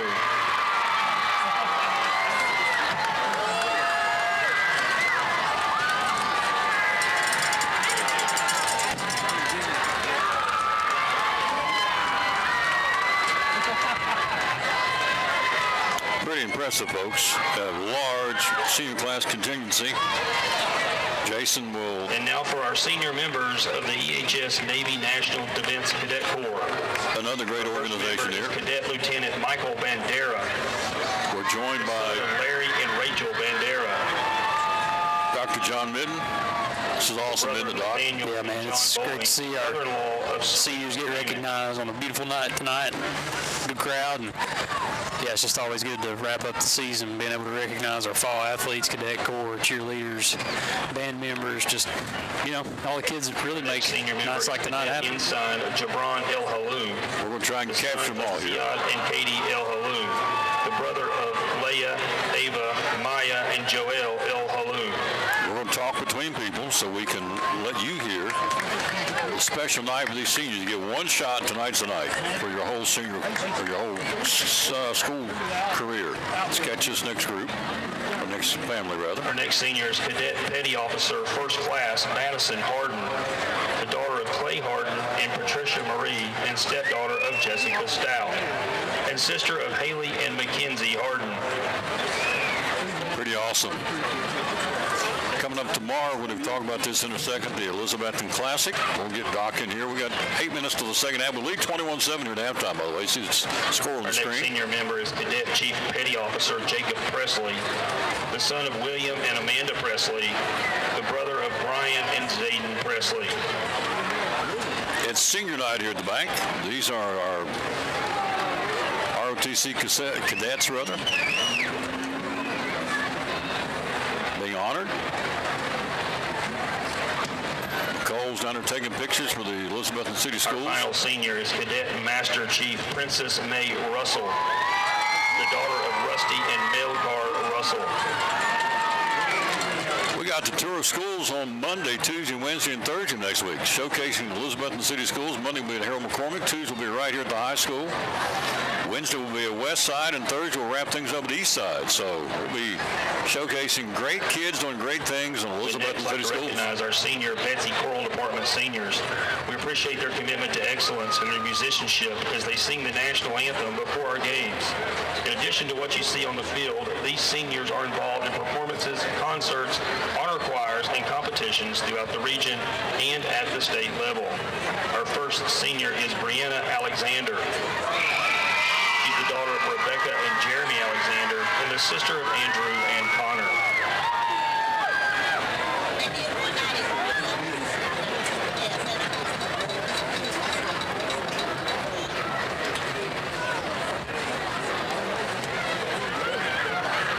Our next senior is Kara Carr. She's the daughter of Sandy and Jeff Carr. It is currently a balmy 44 degrees right now. It's continuing to drop. I'll tell you what's going to be happening Thursday night. We'll be down there with audio only. So if you don't want to brave the rain and the cool temperatures, here's what's happening Thursday in Greenville. Our next senior is Callie Dickinson, the daughter of Larry and Christy Dickinson, and the sister of Clarice. A 60% chance of rain Thursday day. Winds 10 to 15, high of 53. Thursday night, the Green Devils, 60% chance of rain, low 39, wind 5 to 10. Van Huss will be looking for heat. Eastep. She's the daughter of Nick and Ashley. Our director of schools will have sister of Cooper and Levi. I'll get a call at some point. On Thursday, say, hey, can you bring a propane heater? I don't blame him. No, I will. Whether he does or not, I'm going to have it. I got one to go down and get it right now. We need it, but I think we're going to be okay tonight. Halftime, we lead at 21-7. Frickle. He's the son of Philip and Susan Frickle, the brother of Jesse, Jacob, and Kaylee. We want you to hear our senior night youngsters being introduced and thanked for their hard work. This the choir right now. We've had the football team. We've had the other sports teams before the start of the game. Now tonight's been the band, which is an incredibly large senior class, which is awesome. Get to see them tomorrow night on an exhibition here. Our next senior is Shaylee Grindstaff. She's the daughter of Elizabeth and Derek Grindstaff. Fun fun to see too, Tom, when kids come out here and you hear them call out multiple things, or they have to loop back through the line. You know, you hear about kids doing multiple activities or participating in multiple things. It's not easy to do when you get in high school. It's dominating every time, but we've got some kids that do it. Really proud of them for their commitment. Our next senior is Helen Hackett. She's the daughter of Michelle and Ryan Hackett and the sister of Jane. In between folks, we talk about a big soccer match tomorrow morning at 10:30. Tell us about it. Soccer for breakfast. There you go. Yeah, soccer for breakfast. Yeah, we're looking forward to that. It's going to be Our next senior is Josiah Hurley. He's the son of Anna and Kevin Hurley, brother of Isaac, Nate, and Isabel. Last night was an exciting night, having Greenville come to town. Of course, they've got a storied soccer program, their women's program, very successful, where the opponent, our girls, really rose to the challenge, had a lot of good things go our way, and they played with a lot of energy, and it was just fun to see us kind of kick the door in. The next senior is Isaac Payne. He's the son of Deborah Griffith and John Payne. As someone told me today, sometimes when the door's cracked, you got to kick it in, and the girls really did that in the second half last night. I was here for it. It was a nice, cool night, and it was just good to see them celebrate after the game, see the coaches just, got a chance to play at home, go to the state tournament. I mean, what more can you ask for? Greenville had not lost that game in 15 years. That's how good that program is. So what an accomplishment by our girls. Chloe Bresnell. She's the daughter of David and Auburn Bresnell.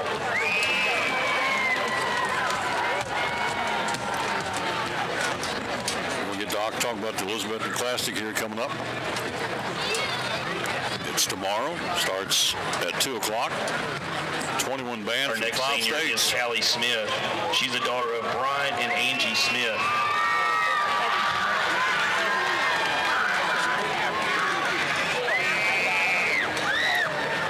Pretty good camera work out there, Tom. Yep, it is. Very good work. That'd be our buddy Isaac Fletcher down there running a GoPro camera. Up close and personal. Good job.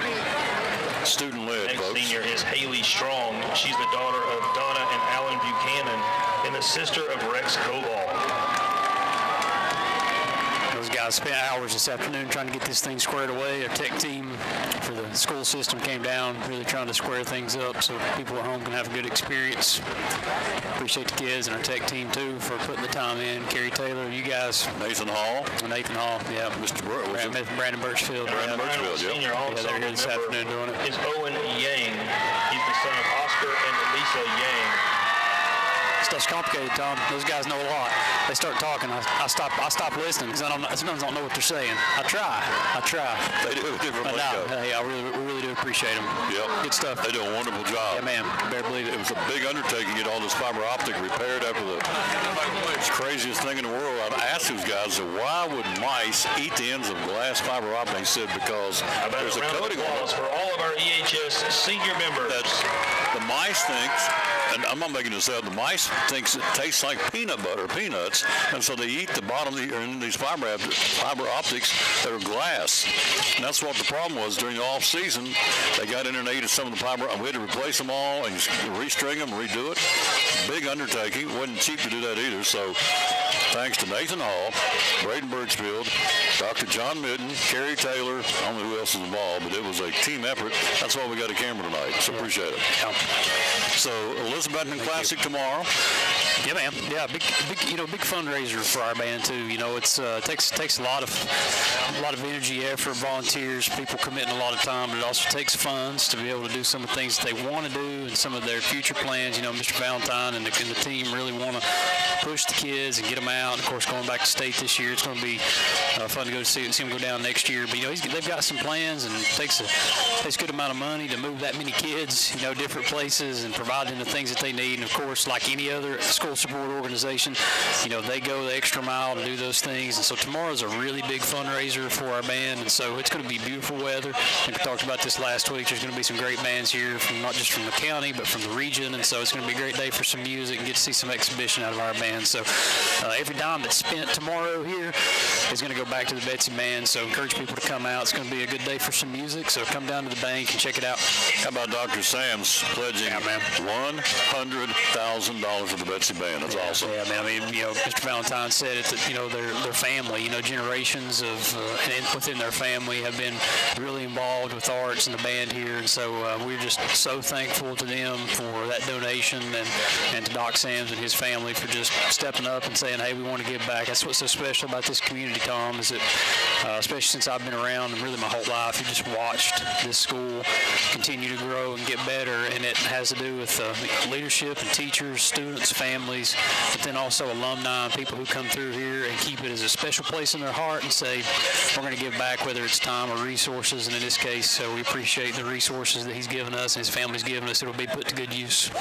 Great camera work on the sideline, getting ready to start the second half, and so tomorrow, soccer at 10:30, $8 ticket. Gibbs coming to town. The winner goes to the state tournament. That's right. It's real simple. It's winner go home, and so we're pulling the Lady Cyclones. They've had a phenomenal year. Had two of the girls up here today, Abby Krausick, thank you.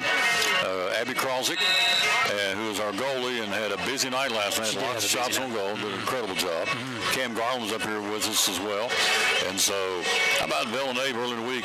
Ran and won the cross-country championship. Got in the car, came home, got to grab something to eat between here and there. Came out and kicked 2 goals with the soccer. Yeah. Villanave, incredible athlete. Yeah, and the chemistry of that team this season, I've been out to watch them in spots, seen some matches. Of course, Joe's been here, Nick's been here, just as game administrators, and we've watched them and talked to Coach Meyer as they've grown. And you hear about different people stepping up big and on different nights. And anytime you talk about sports, you talk about teamwork and people working for a common goal. It takes more than just a handful. Of course, we got some great senior leadership. Talked about Bella's athleticism and what she's able to do, but there's a ton of other kids out there that are doing the right things and playing really good soccer at the right time. And with postseason play with any sport, that's what it takes. And so it's a really big advantage to be at home. It's the first time we've done that, and I believe we've been to the sectional 4 times, if I'm not mistaken. Coach Pless could probably correct me on that, but I think that's what we've got. Is there's been 4 sectional games that we've been able to. This may be our 4th, and so I'm not sure how many we've had at home since I've been around. This is the first one, so it's going to be a fun time. Can't wait for it. Get ready for the second half, man. Thanks a whole bunch. Man, you got it. Thank you, Tom. Go Cyclones. You got it. Cyclones getting ready to get with them. We will kick. Get it started. 60-second break. We'll start the second half. We lead 21-7 at halftime. On senior night, you're watching 6th-ranked Elizabethton Cyclone football. Your halftime brought to you by Pleasant Beach Baptist Church. Beach Baptist Church here in Elizabethton, and we wanted to let you know about a couple of special events we have at the church in our fall season. And of course, fall is my favorite time of the year. I love the mountains and the color and the leaves, but we want to invite you to our annual homecoming. That's Sunday morning, October the 12th, and that is a Sunday school hour at 10 o'clock. We'll have combined Sunday school and a special group singing. That's the Andrew Johnson family from out in Texas, and they'll be with us also in the 11 o'clock hour and a Bible message. Then following a special Sunday school hour and then that morning service, we have dinner on the grounds, and that's always a wonderful time. And then the following Saturday, October the 18th, is our annual fall festival, and that's from 4 o'clock to 7 o'clock. And so we want to give you a personal invitation for you and your family, and we'd love to have you to either one of these days or any other day. This Pastor Mark Fowler, Pleasant Beach Baptist Church. We got this new team that's coming in here, and we're going to show them what we're all about. All gas, no brakes. Competitive excellence. That means you give your all on every single play. That means you give your all on every single play.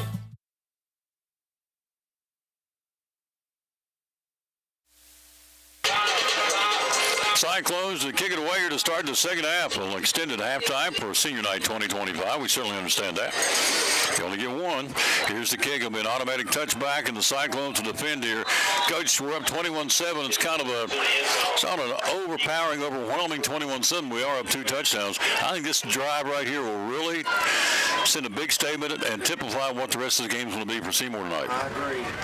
And I agree that, we need to step up, need to stop, and need to turn around, put points on the board, and it changes everything. If we let them get a little momentum here, it's going to be a dogfight the rest of the way. Thursday night, 6:50 airtime, audio only down in Greenville. They're winning big tonight over Granger, rather. So 21-7, we start the second half here trying to close this thing out. And so let's see what the Seymour Eagles did in halftime to get this thing rolling, as Guffey will clap his hands. He'll bring it to Gilbert. Gilbert will run run it, and he's going to be swarmed and brought down to the 21-yard line. Not much, led there by Calix Daugherty, making a stop with the Cyclones, big sophomore. So Gilbert gets one, maybe. Yep, they'll give him 1 yard pickup on the play. Big Calix been player of the game several times this season. The sophomore, biggin up front. He and Rainwater and Riley Jones, Craig's watching in Nebraska, sipping hot chocolate in the Tom Daly Sports Show coffee cup. Yes. What a nice guy. We love when Craig Jones comes down, he and his family, to see his grandsons. Here we go, a long count. Guffey, play action, slant pattern over the middle, and it's too high, incomplete. In double coverage, Tucker, Taylor, and Jack Blevins are there. Incomplete. 3rd down and 9, Coach, and so far we've stonewalled them here in this opening drive. Yeah, and again, as a quarterback, that's a catchable ball. That's what you're thinking. It hit in his hands, it would have been tough, and again, cold hands makes it a little different, but the ball's not that poorly thrown, and he had time, so big deal for us. 3rd and long, need a stop right here. He's got some zip on the football, no question. So, hello, Tim Potter. Thank you for watching. Thank you for your kind words, my friend. Debbie Eastep, thank you, ma'am. Carolyn Gentry, thank you. 3rd and 9, 21-yard line. Just started the 3rd quarter. We get the ball back 3 to the near side, wide side of the field, if we can stop him. Guffey will clap his hands, try and get us all side. We don't. Guffey looks. He'll throw over the middle, open, wide open. 35. Look out, 40. Jack Blevins and Braylon Britt knock him down inside the Cyclone territory to the 45-yard line. So you pick up on that play. You take it from their 21, so that'll push it into Cyclone territory to the 46-yard line. So a pickup of, 33 yards, 1st down, Seymour, and a pass over the middle. He's wide open, Alec Brown. Yeah, nice ball, and he got popped there at the end. He had to come out of the ball game, but still too much room. He had all kinds of room to catch the ball and run with it after he caught it. So got to clamp down on that. Yards after the catch, 1st down, Seymour at the Cyclone 46-yard line on the 3rd and long, and they answered the bell and got the 1st down. 2 to the near side, wide side of the field. On the handoff to Gilbert. Gilbert tippy-toeing, trying to work his way between left guard and left tackle, and squeezes down inside to about the 43, maybe the 44-yard line. Daugherty there again for the Cyclones. Big Calix. And also for Elizabethton, you'll call out Rainwater again. What a story by Braden Rainwater. Talked about him all season long. Missed a bulk of last year with knee injury. Has battled back, and not only has he battled back, one of our captains, and goes both ways. What a guy. What a warrior. 2nd and 7, 43-yard line, 3rd quarter at the 9:55 mark. Seymour on the move here on the 2nd and 7 on our 43-yard line. Guffey with a single setback in Gilbert. Puts a man in motion. He's not thrown a lot tonight. He'll hand off to Gilbert. Gilbert's a big hole to the 40, goes up the back of the center and cracks that inside of the 35 down to the 31-yard line. Picks up about 10 or 12, depending on the spot of the football. Rainwater and also C.J. Mathis making a stop, but another chunk of real estate, Coach, and they're taking it to us right now. It looked like the first drive of the ball game a little bit. They're getting a lot of movement up front. They're getting under our pads a little bit and giving them some lanes, and again, he's a tough runner. So, out of fairness, and that's what we are on the broadcast, they're taking it to us right now. So we got to get things turned around, and we will. Cyclones, 9:13 to go in the 3rd. We lead at 21-7. Hello to Alicia Klein. Thank you. You're very kind. Thank you, ma'am. So it's 1st and 10 at the 32-yard line from the mark to football. Clock at 9:08 to go, 3rd quarter. Good touchdowns. The Cyclones in the 1st half by C.J. Mathis and Justice Wallen. And the 3rd touchdown of the ball game was by the train. So we've got 3 scores from 3 different guys tonight. Hand off, new running back. He's got a little hole, and he'll pop it in down inside the 30 to about the 20, mark it right on the 28-yard line. On the bottom of the play again is Rainwater. Running back this time was Grayson Davis, 5'11 junior, 160. And Rainwater popped him. And one thing about it, Coach, you go into the interior of our defense, you're going into some murky waters. They're going to pop you. They're going to make those pads sing a little bit when they get hold of you. Now, this is unusual. When I saw 50 points against Northview Academy, you kind of wonder, well, you can understand it a little bit. They have the capability of moving the football. So puts it to 2nd and 5 at the 27-yard mark. 8:09 to go third quarter, and they're on the move here. Davis, your setback now. Gilbert's had a couple of reps off. Bubble screen near side to Ogle. Caught. He'll dance, juke a man to 25 and spins forward to the 23 and then gets hammered. Wallen laid the woods to him. Legend Pate was there, and so was Jack Blevins. But they'll mark the football on a 3rd and 5 inside to about, it's very close to a first down. 3rd down and 1, as a matter of fact. They'll mark the football to 23-yard line of Elizabethton. 7:40 to go, third quarter. Another big play here in this football game. On a 3rd down and 1 from the 23-yard line. Davis, your running back now. Long count, and they'll draw him offside. And let's see, they may have just given them a gift. Let's see. Flag on the play. And it will be offside. Yep. On a 3rd and 1, so first down. Seymour. New life for the Eagles inside the 20. The red zone to the 18-yard line. They'll crank the clock back up. So it's a 3rd and 1 with the 18-yard line. 7:19 to go, third quarter. Hate to see that, but yeah, you see the $1 million guys do it on Sunday, but we've got to clean that up. 1st and 10, 18-yard line. Seymour on the move here in the 3rd.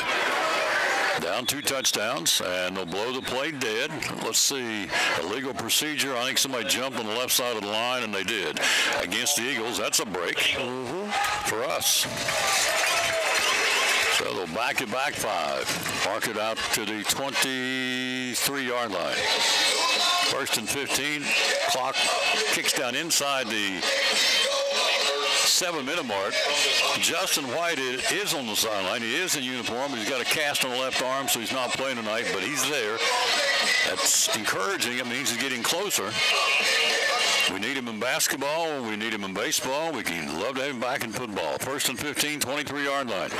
Guffey hands off to Davis. No play action. Down in the double coverage. He makes the catch in traffic. Tucker Taylor was there. Jack Blevins was there. But he makes the catch down to the 9, mark it to the 7-yard line. Brown makes the catch. 16-yard pickup and another chunk of real estate, and they're knocking on the door here. We're trying to pull within 1 score, and they're closer on a 1st down now. And they'll mark the football at the Cyclone 8-yard line. 15-yard pass play. Hand off to Davis. Davis in the 5, spins his way, stays on his feet, and is hauled down to the 2-yard line.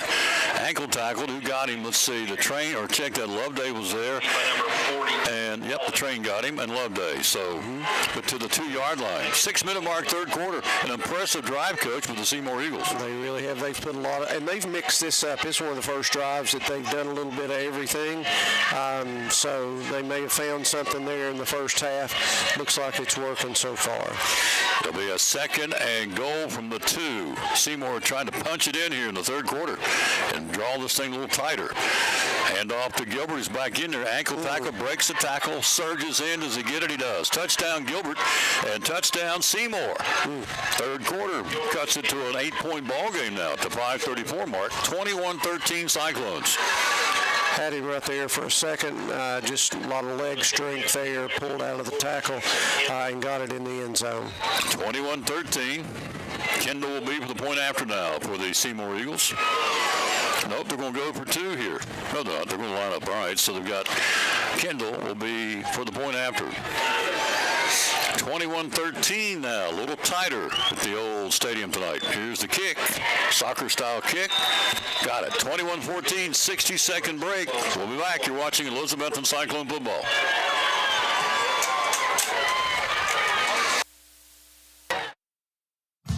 After a long, hard day at work, all you want to do is relax at home, right?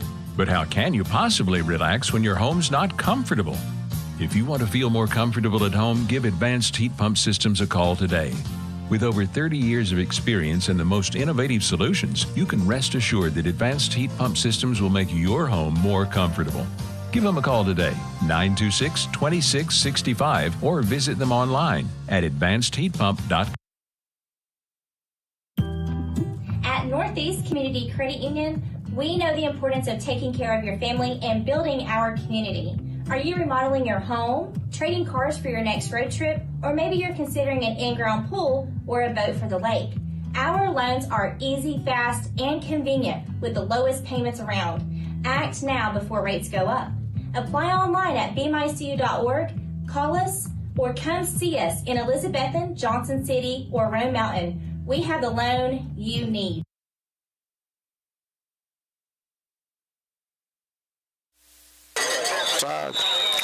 Here's the kick, and they'll blow the play dead. We're enjoying some Leonard Skinner on the PA. Give me 3 steps, which is what we need. We need 3 steps from CJ or Britt on the return. 21-14. They've tightened it up a little bit here. The 5:34 mark. Penalty will go against. They were offside Seymour, so we'll move up. On the Eagles. So the football will now be set, as you see, back at the 35-yard line. Brings our guys up to about the 20.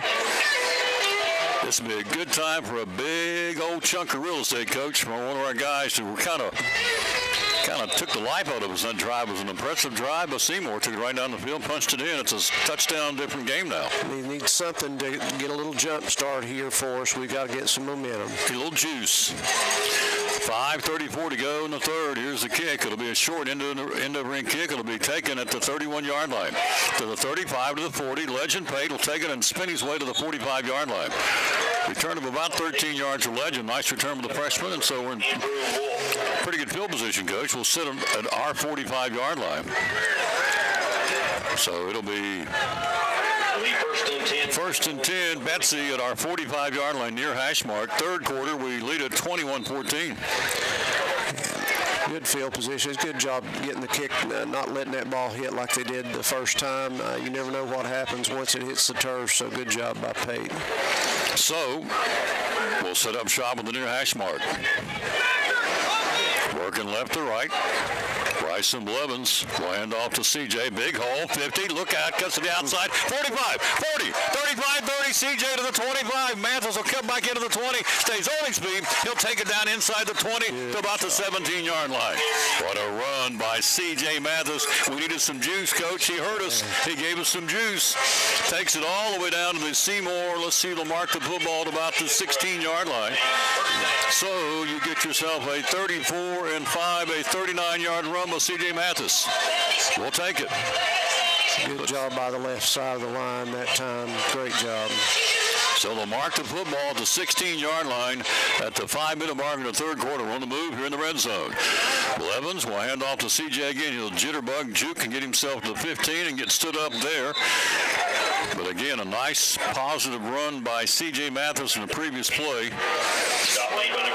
23 making a stop for the Seymour Eagles. Call out the name of Trip White. That's a football name. T-R-I-P-P. Trip White.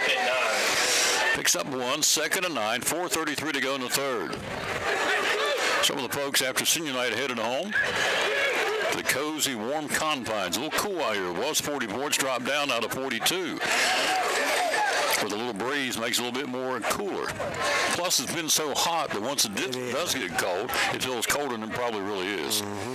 Blevins to Mathis. CJ running hot. He's at the 15. He's at the 10. He's down inside the 10 to the 5. We'll mark it down to about the 3-yard line. Picks up about 12. CJ Spurton with a 100-yard night. And so Ogle making a stop in the secondary. It's a good sign now.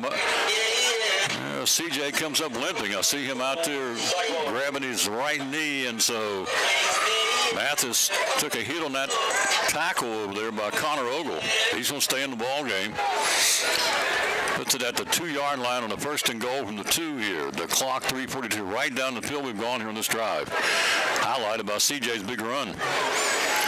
Blevins will get it. He'll hand off to him so he can cap it off with a touchdown. CJ hits at the 4 and tries to spin and back his way down the field and got popped pretty good.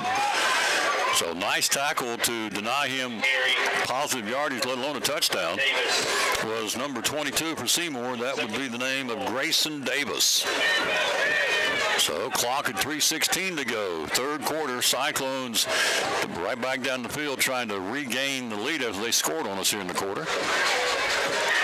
21-14, Eddie Pless, yours truly, Tom Taylor, bringing it to you from Citizens Bank Stadium. It's a cool night in Betsy. 2nd and goal from the 3. We lost a yard. Hand off again to CJ. He'll go down inside. He'll spin his way, back his way in. Touchdown. Cyclones, a touchdown. CJ Mathis. Good response. That away come back. It's a whole lot of CJ on that drive. I'm thinking CJ's probably going to get a sandwich tonight, Coach. He's played good. He's played well on both sides of the football.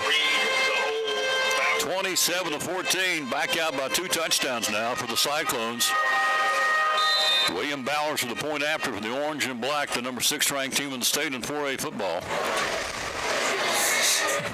And so Bowers and Reed waits on the snap, on the tee, puts it down, splits them.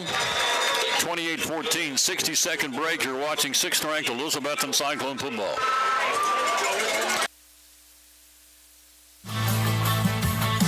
Yeah, the bank's rocking, yelling, go, Betsy, go! Yeah, the bank's rocking, yelling, go, Betsy. Sports, the Eagle Center, downtown Elizabethton, great antique store. Why come shop at the Eagle Center?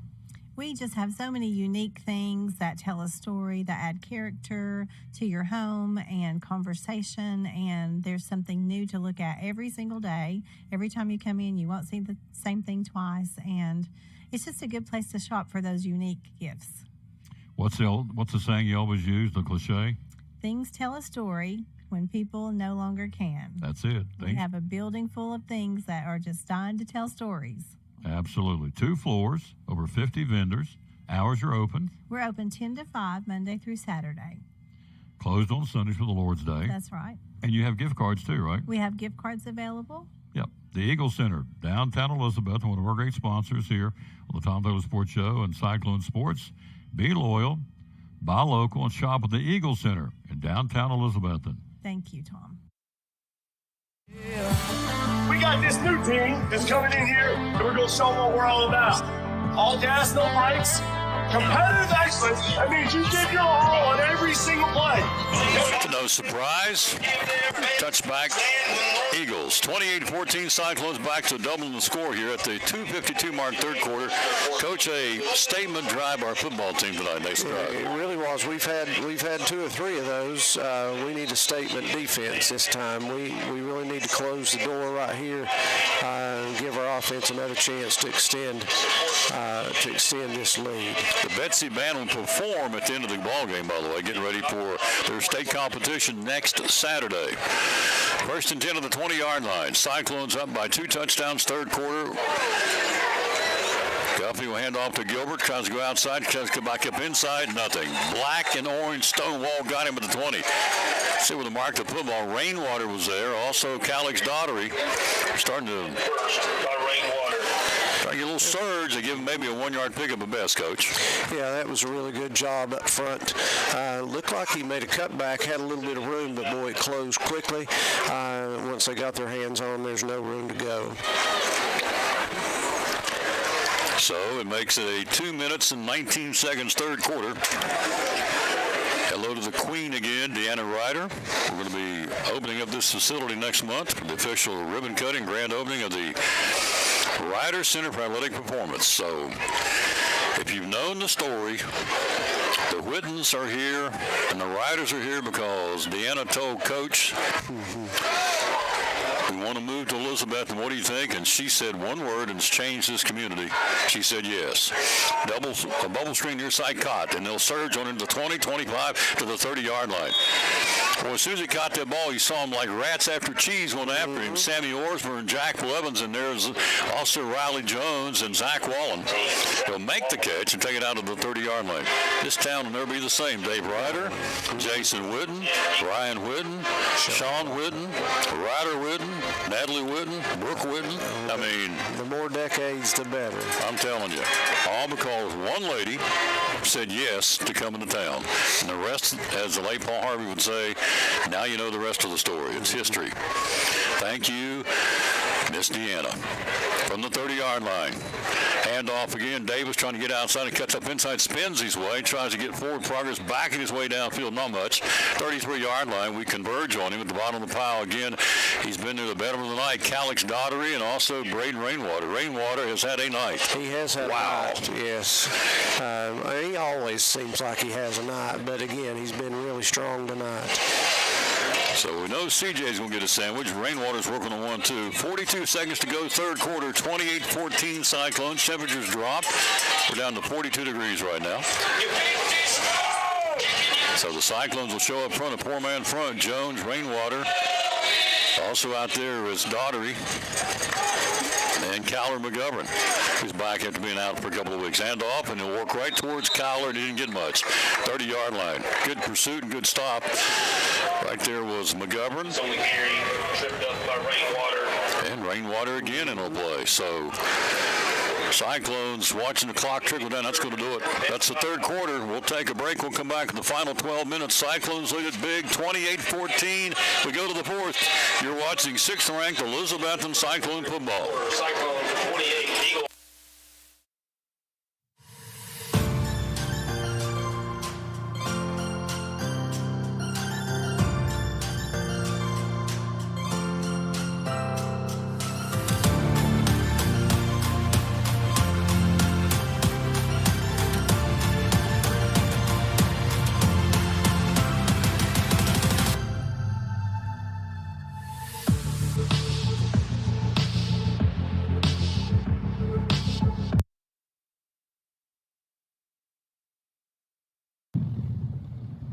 I'm with Lynn Freeman, the general manager of Elizabethton at Ford, and also Dodge, Chrysler, Jeep, Ram.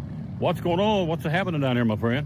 Lots and lots of good things. It's game day, folks, but we're here and we're always ready to give a good deal. We got 10% off on both new and select inventory here at Ford and Chrysler, Dodge, Jeep, Ram.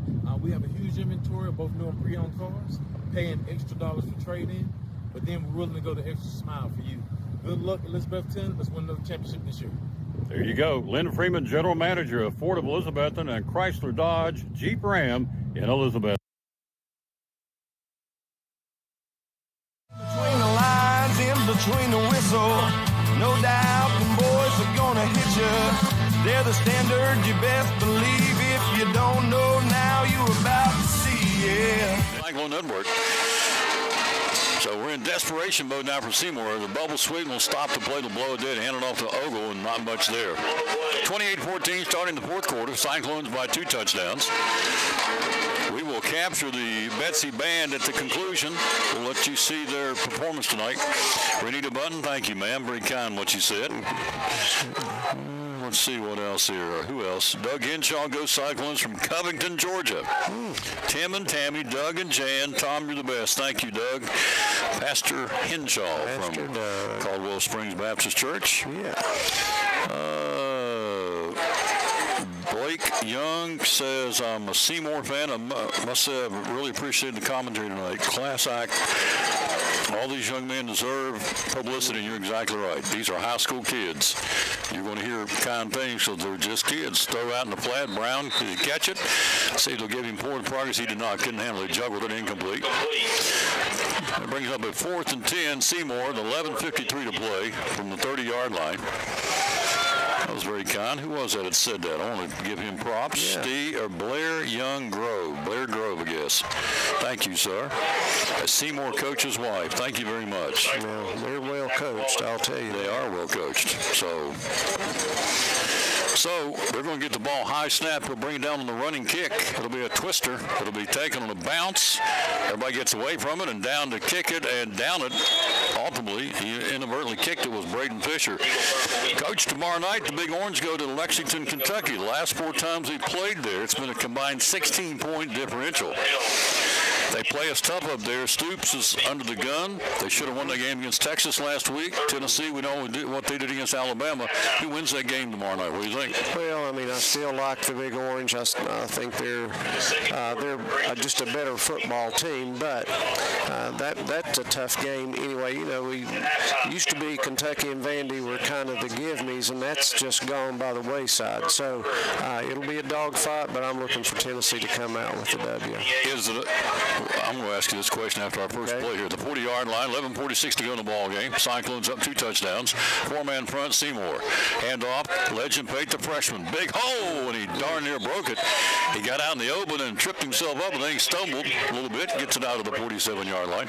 Is this a proving game tomorrow night for the Volunteers? They lose to Alabama. They lose to Georgia.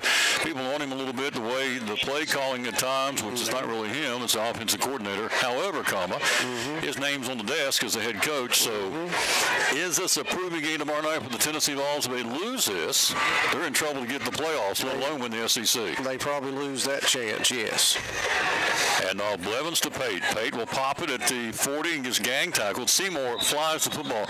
I got to tell you, Coach, I'm really surprised this is a 4-4 football team. They're well coached. They play hard. These guys have not given up.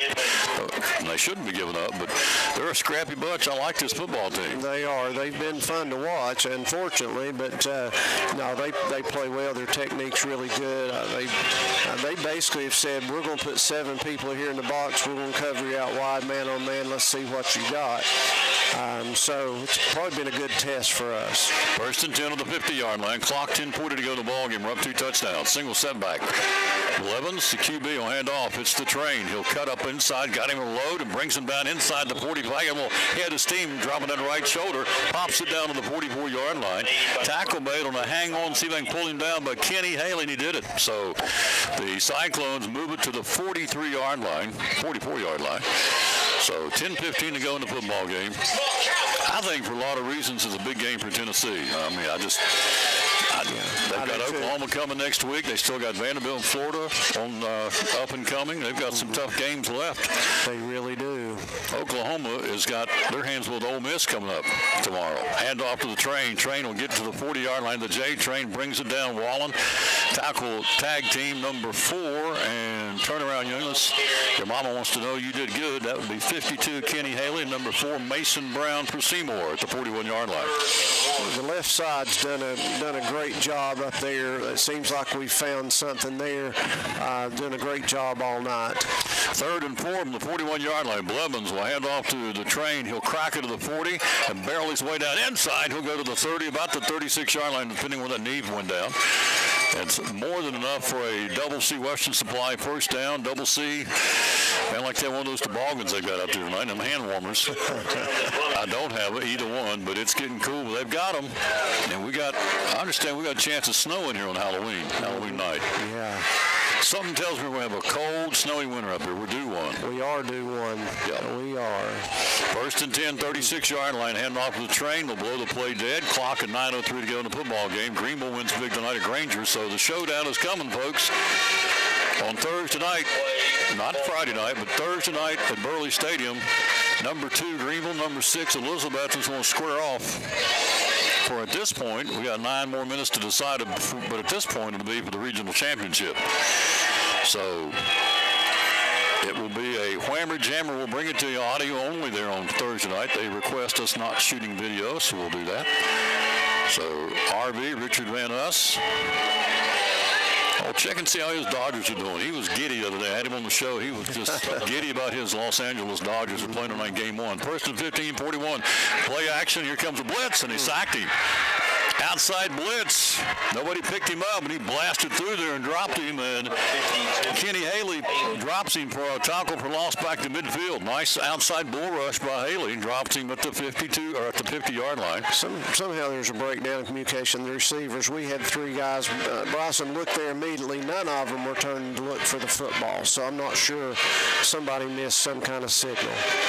8:09 to play. It's second now in a boatload. Second and 24 from the midfield mark. Cyclones up 28-14. You see on the screen. Blevins, single setback. 3-step drop looking. Bryson throws, got a little floater on the flat, caught Wallen, turns off the field to 40, and the bull cracks it down inside of the 35 to about the 32-yard line. Picks up about 18 of that 24 in that play, and a nice floater. Nothing fancy, Coach, but Bryson laid it out in the flat, and Wallen did the rest. He's really got good touch on the ball. He was kind of falling away, but really nice touch. Got the ball to him where he can handle it. That's a big chunk to get back in one play. Freshman, third-string quarterback with 9 touchdown passes, and this is his 4th game after the hurt and season-ending injury to our starting quarterback of 30 straight games, Rhett Slagle. 3rd and 8 from the 35-yard line, 7:49 to play. Blevins, 3-step drop. Bryson looking, pumps near side, short side of the field on a comeback catch. Did he make it? He was in bounds. He did. Catch Zach Wallen. Coach, we played in the sandlots up in West Virginia. We called that the old button hook. Just go out and come back. Yeah, come back. We've called it a button hook. We've called it a comeback. Yeah.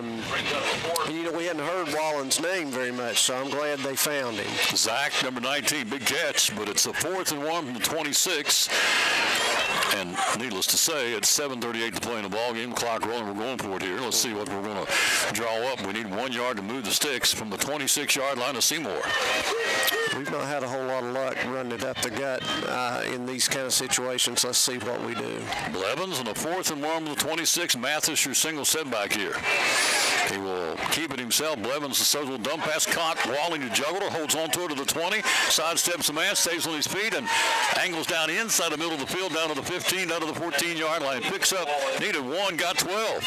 And a Double C Western Supply first down. Double C, the Western Store and more on Railroad Street here in Elizabeth. Our great first down sponsor. Coach, great play. Again, they go. Caught him asleep at the wheel a little bit and went to the tight end, Justice Wallen. Yeah, same thing they did on the touchdown down here. Nice design.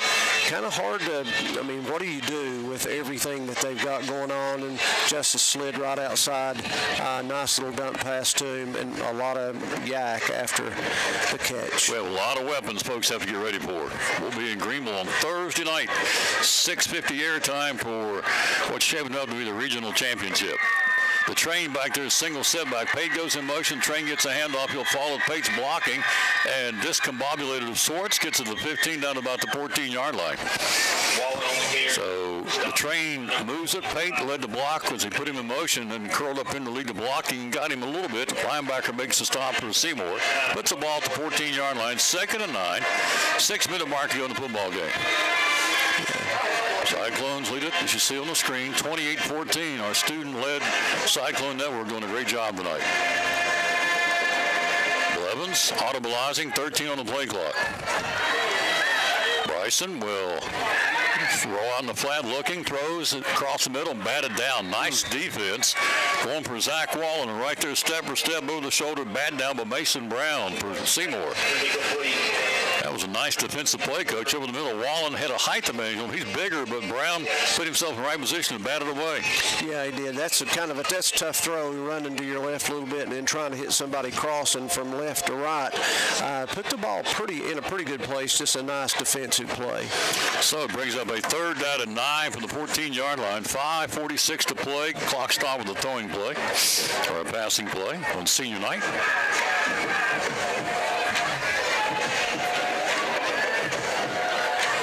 So Blevins with the setback is the Train. He'll roll this way in the wide side of the field looking. Wants to throw against his body. Keeps it. Tucks it. Get to the 10. He'll slither his way to the 5 down to the 4-yard line. Picks up 10. Should be enough for a first down. Needed 9. Looks like got us 10 and a Double C Western Supply first down to move the sticks. Smart play. A lot of poise by our freshman quarterback Bryson Blevins. Yeah, it was really smart. Almost too smart for my liking. I know right now he's got to do things like that, but don't want to take any chances, but really smart, really headsy for a kid in the 9th grade. Good job. 5:20 to go. First down, 1st and goal from the 5-yard line for the orange and black. Number 6 ranked team in the state. 14 on the play clock. The game clock starts back up. 5:05 to play in the football game. From the 5-yard line on the 1st and goal, Blevins hands off to CJ. Angles to the far side, the wide side of the field. He may go in untouched. He'll get a little hand on him. That's it. Touchdown. Cyclones. Touchdown, CJ Mathis. CJ's 3rd touchdown of the night from 5 yards out. And for CJ, touchdown number 7 on the season for the junior, CJ Mathis. Basically, he just turned on the juice and outran the whole defense there. Had him sealed off, but then he had to really show some speed, and he did. So CJ Mathis pounds it in, 34-14 Cyclone, stops the clock with a touchdown at 4:53 to play in the ball game. Bowers on the season, 37 out of 40 from point after. Will get another chance here. Callan Reed, the freshman. We're a young football team. JV finishes undefeated. Last night beating Dobbins Minute in Kingsport. Tia Duggar, varsity and JV go 8-0 respectively. Automatic 35-14 Cyclone, 60-second break. You're watching 6th ranked Elizabethton Cyclone football.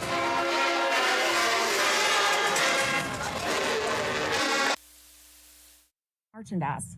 We have about 52, 53, give or take, vendors with different items. We have a great selection of everything from antique, which is over 100 years, to vintage, which is 25 years. And then we do have a little bit of new things. We concentrate on the vintage and antique items. So you can find just about anything for yourself, for your home, and gifts. We have a lot of people that take gifts for their grandparents. They remembered they had them, and, it's with their family. Hours are open. We're open Monday through Friday, 11 to 5:30. Saturdays, 10 to 6, open late for the car shows and anytime they have special events in town.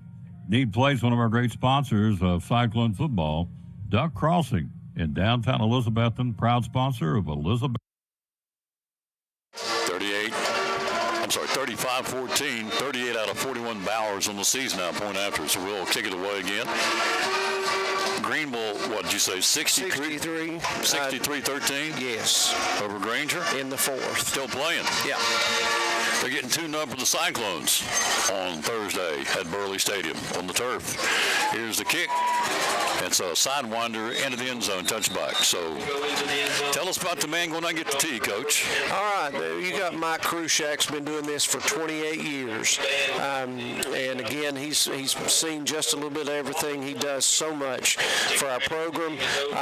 But I did a little bit of figuring, and it looks like, giving him 50 yards, he's run over 56 miles in the 28 years going and getting the tee in his short pants, regardless of the weather. He's actually run almost 100,000 yards just retrieving the tee. So kudos to Pastor Mike. Just a good man, been great for our coaches and our young men. Ronnie Brookshire's watching tonight. Oh, Big Ron. Big Ron, who got this thing started. We're up here because of him. Here's a handoff up the middle. Nice little run by Gilbert. He'll pop it out to the 25-yard line on the first down. Riley Jones making the stop. Good to see Riley back. He's been hurt throughout the parts of the season. So nice job by Riley. And also, turnaround looks like, it was the mule Justice Wallen. Making the tackles out to the 27, picks up 7 on the first down call. 4:29 to play. Ronnie Brookshire came of his own time. Volunteer, has a sound studio in Nashville, Elizabethton grad. Came here and put together the Cyclone Network that we know today because of him and his expertise. Bubble screen near side, Seymour short side of the field, bounced out of bounds. Braylon Britt kept his ground. Coach wouldn't let him get any momentum down the field. Catch made by Alec Brown, but Braylon Britt stopped him. Stayed at home, played it perfectly defense, and not much for the Eagles in that play. No, really did a good job. Got off the block. Sometimes they've gotten sealed, but he did a really good job playing off the block and containing him, running him out of bounds for a little gain. 3rd and 3 from the 27-yard line. 4:10 to play. 35-14 Betsy. Getting ready to make it 3-0 against Seymour as it would appear here at this junction of the game. Guffey looking, flushed out of the pocket, running near side, short side of the field, tucks it with his right arm, comes and angles out of bounds. And McGovern was after him. Tucker Taylor was after him. And so Madden Guffey, you got to think that he was named, I would think, Madden. It's not that common of a first name, by the late John Madden. The coach of the Raiders. Yeah. Did you see what they did? That's my team. You see how bad they played last week? Coach. No, were they that bad? Coach, please. 31-0. They crossed midfield twice the whole game. Oh, that's almost unacceptable at that level. 3 first downs and 93 yards total offense for the Raiders. Terrible. Guffey looking. Throws out in the flat, underthrew it, and he had pressure, and he uncorks it and bounces downfield, intended for Ogle, and C.J. Mathis was there. Almost a pick. So, yeah, my boys, they're off this week. They got a good chance of winning this week. They got a bye week. Good night. You don't hear about that at that level. You just never cross midfield twice the whole game in an NFL professional football team? Nah. 2nd and 10, 30-yard line. Cyclones, 3:54 to go, up 3 touchdowns. Guffey will hand off, and again, he paid for the another run by Riley Jones. Hit that turf. Hey, when it's 41 degrees outside, you're hitting that turf, you got to know it makes you wince a little bit. It hurts for everybody. Yeah. The offensive guy and the defensive guy. Yeah, it is different. Just the ball feels different. Just everything about tonight's different than anything they've been through yet this year. So 3:25 to play. Cyclones lead at 35-14 on senior night. I like Seymour. In fact, we talked at halftime. We'll give you that comment in a minute. 4-man front Cyclones. Here they come. Dotter outside bull rush. And a comeback pass. Incomplete in the hands. Ball's getting colder. Alec Brown couldn't catch it. Incomplete pass brings up a 4th down and 6. We talked during the break off the air, Coach, that this team, I think, have more talent than Northview Academy. Really, I would go on record saying there's as much talent as we've seen in the league this year. We haven't seen Greenville the next week, but these guys can play. And so how they're 4-4, I don't know, but there's some talent out here, and I like this football team. Yeah, I do too. I mean, like I said, they've been prepared for this game. They've played with a lot of effort. I'm surprised at 4-4 as well. Yep. But our kids, there's a one hopper back there. Just as I bragged on them, that's not a good way to get that punt. We'll take over and downs inside the 15 to the 13-yard line. That one, 3-hop back to Connor Ogle. Never had any kind of chance to even pick it up and kick it, so he just had to do what he did and did it wisely. Just ate the football. And so that gives us great field position here with 3:10 to go in the football game. That may be the only what I would call big mistake that I've seen on that football team tonight. They've played fairly penalty-free. They've not had a turnover. That's unusual to see that.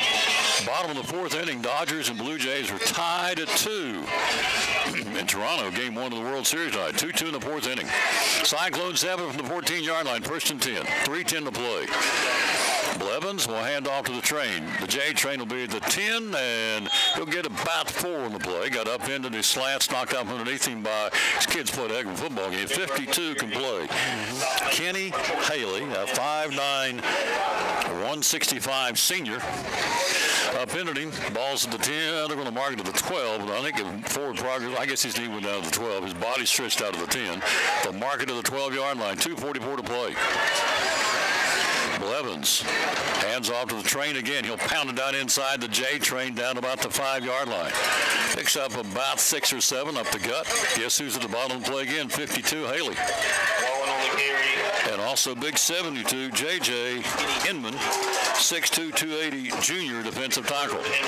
3rd and 1 to 5. Clock, 2:20 to play. Trying to punch one more in here. Exclamation mark on senior night. Blevins will hand off to the train again. He's up in it and dropped it about to 3. And Sue tackled him from behind. Turn around, young, and it was 18 making the tackle. So credit on that one going to Duke Delosier, the junior. Nice play by Duke. First time we called him tonight. Yeah, first down for Elizabethton, 1st and goal. Got the first down from the 4-yard line. 2:02 to play. Clock rolling in the football game. Cyclones lead at 35-14. Number 6 in the state will be going to number 2 in the state on Thursday night. It will be a dandy. Weather will be a factor down there Thursday night, no question. Special teams and the kicking game will be a big night for special teams. Hand off to the train. He's down inside, pounds it in. Touchdown Cyclones. Touchdown the J train from 4 yards out. 1:39 to go in the football game. And the train gets his 2nd touchdown of the night, 4th of the season. And the Cyclones reverse the numbers, 41-14 Elizabethton. With 1:39 to play in the ball game. It's good for him. Just getting him back involved is so good, especially with what's coming this next week. Yep, and the playoffs. Yes. We have nailed down a home field opening round playoff game in 2 weeks. Bowers with this win tonight. Splits at 42-14, 60-second break. You're watching 6th-ranked Elizabethton Cyclone football. Millions of dollars of furniture in stock right now. Are you tired of hearing what you want is sold out? We have the largest selection of in-stock furniture in the area. We receive truckloads every day of special buys ready for you to pick up today or have delivered. Come get your new furniture at Cannon's Furniture in downtown. folks from Port Travis Deli. It's football time in Tennessee, as the late John Ward said. So Friday night, going to the ball game, come by and get your sandwiches. Tell us how you can help us. Hey, just give us a call, 543-6128, and tell us what you like. White dark bread. We've got ham, turkey, roast beef, corned beef, pastrami. Make a good steak sandwich. You want some chicken salad, some pickles and eggs. You know, if you just want a snack, some people just like to snack at the ball game. Don't really want to eat a big meal. We can take care of that for you. We got chips and drinks if you want to pack your cooler or whatever. Got anything you need. Yep, 543-6128 is what you call, or the number you call, and he'll have it ready for you. So if you're heading to the game, how much time should we allow you to get them ready? Usually about 10, 15 minutes is a pretty good time. Yep, 10 or 15 minutes. 10, 15 minutes, we'll take care of you. Yep, ready to go. 543-6128. Again, it will be an excellent, excellent opportunity to come by and get some great food. Love to serve you. Love to serve you, absolutely. How do you find us on social media? We got a Facebook page. You can look us up there, leave us some feedback, give us a like. Yep. Friday night football, Saturday football, whenever you need sandwiches, here's the place to come. Port Travis Deli at 543-6128, one of our great sponsors here on Cyclone Sports and the Tom Taylor Sports.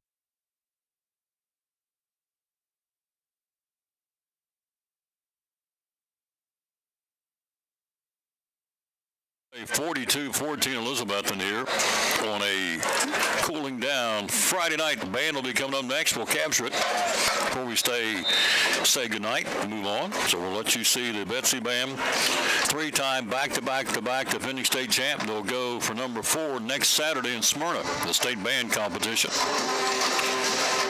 Hello to Liz Wandell. Oh, Elizabeth. Very kind, Liz. Your comments. Thank you, ma'am. Sweet gal. Bethany Walzer, Jimmy Buck. Cyclones. Flag on the play. We have not done it tonight. We always dedicate our broadcast to the man who hung on the cross. Unashamedly, we do that, or I do that. And so it goes like this. Here's your, it says, Psalms 34:18, the Lord is close to the brokenhearted and saves those who are crushed in spirit. A lot of hurting people out there right now. As I hand it off to the 29.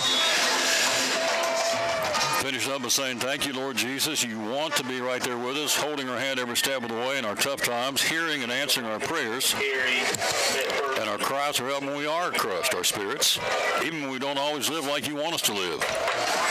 Thank you, Lord, for loving us unconditionally. You going to the cross for us. We didn't deserve what you willingly did for us. Psalms 34:18, the Lord is close to the brokenhearted and saves those who are crushed in spirit. Psalms 34:18, the verse of the broadcast. Cyclones, 1:02 to go, leading at 42-14. Madden Guffey will hand off. He'll pop it up the middle, working off left side between guard and tackle, and he'll crack it to the 30. Picks up 1. That's about all. Looked like he's going to have more, but they slammed the door on him. The slammer was Calic's daughter again. He's been everywhere tonight. Sophomore defensive end. Rainwater. Checking in now, getting a sub in, number 36 for the Cyclones. Chase Gilbert getting some playing time. 30 seconds to go in the football game. Cyclones going to make it 8-1 and making a trip to Burley Stadium on Thursday night. We'll be there with them, audio only. High snap, pulls it out, hands off to look out. Gilbert's going to be our technically running back out of the 44-yard line. Whitehead makes the tackle. And also Tucker Taylor, the running back. It'll be 1st and 10 Eagles. Let's see who would that. It's not going to matter. It's 4 seconds, 3 seconds. Well, it does matter. We can't tell who the kid was. Let me see if I can get him as he's walking on the field over there. It was 37 making the run. Nathaniel Whitehead.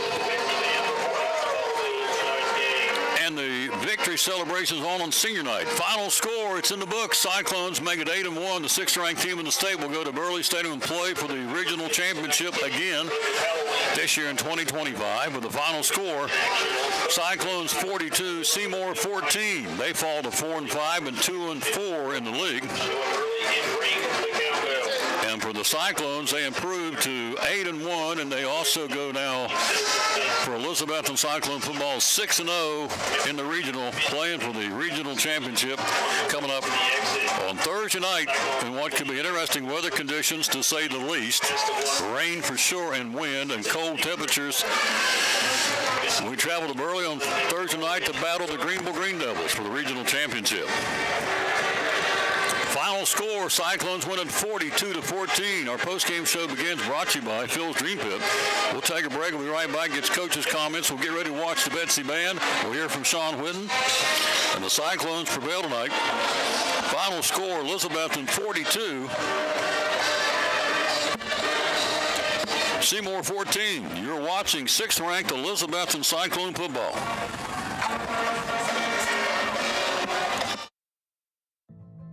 It's the Elizabethton Cyclones. The Cyclones ready to come out on the field, and I guarantee you, you'll hear the Cyclone Nation go bananas over here in a minute. And they're going nuts over there.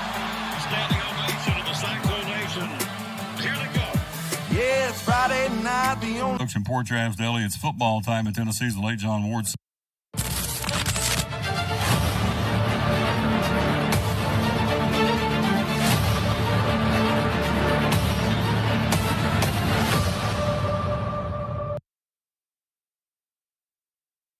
Said so. Friday night, going to the ball game. Come by and get your sandwiches. Tell us how you can help us.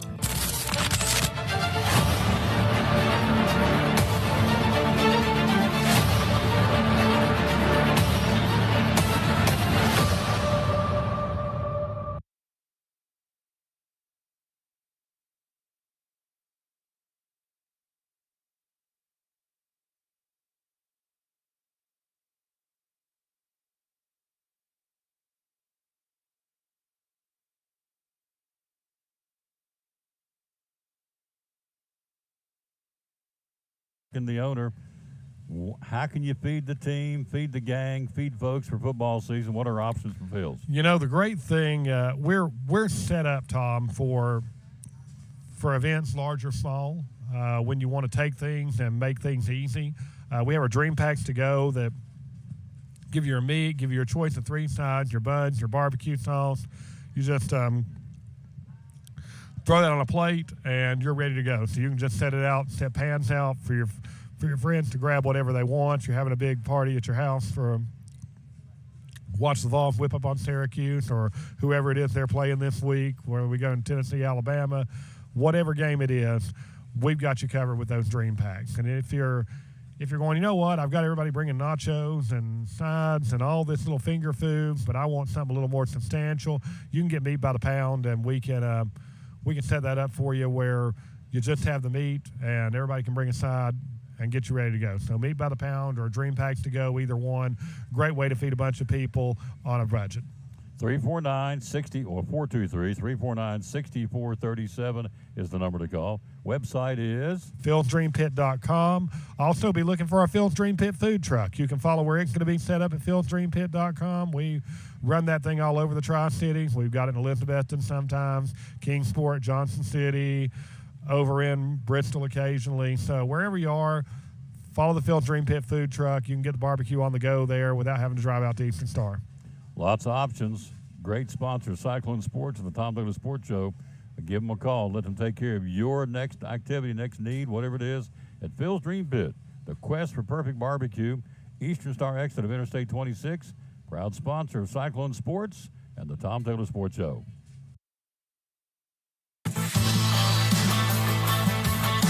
Yeah, the bank's rocking, yelling, go, Betsy, go! Yeah, the bank's rocking, yelling, go, Betsy, go!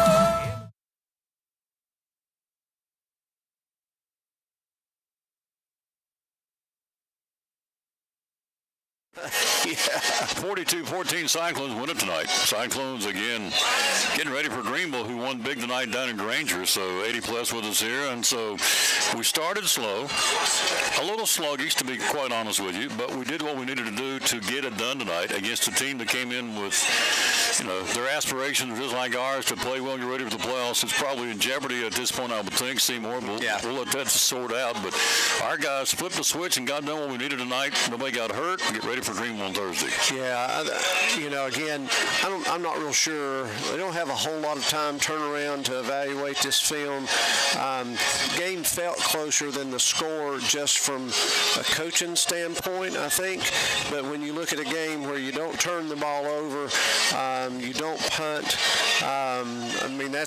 you really do have control of the game that way. So they have to be really happy. Like I said, coming out of it healthy is a big deal. Head ball coach is here. here, Sean Wooden. Let's get him on. All right. While we got a chance, we're going to watch.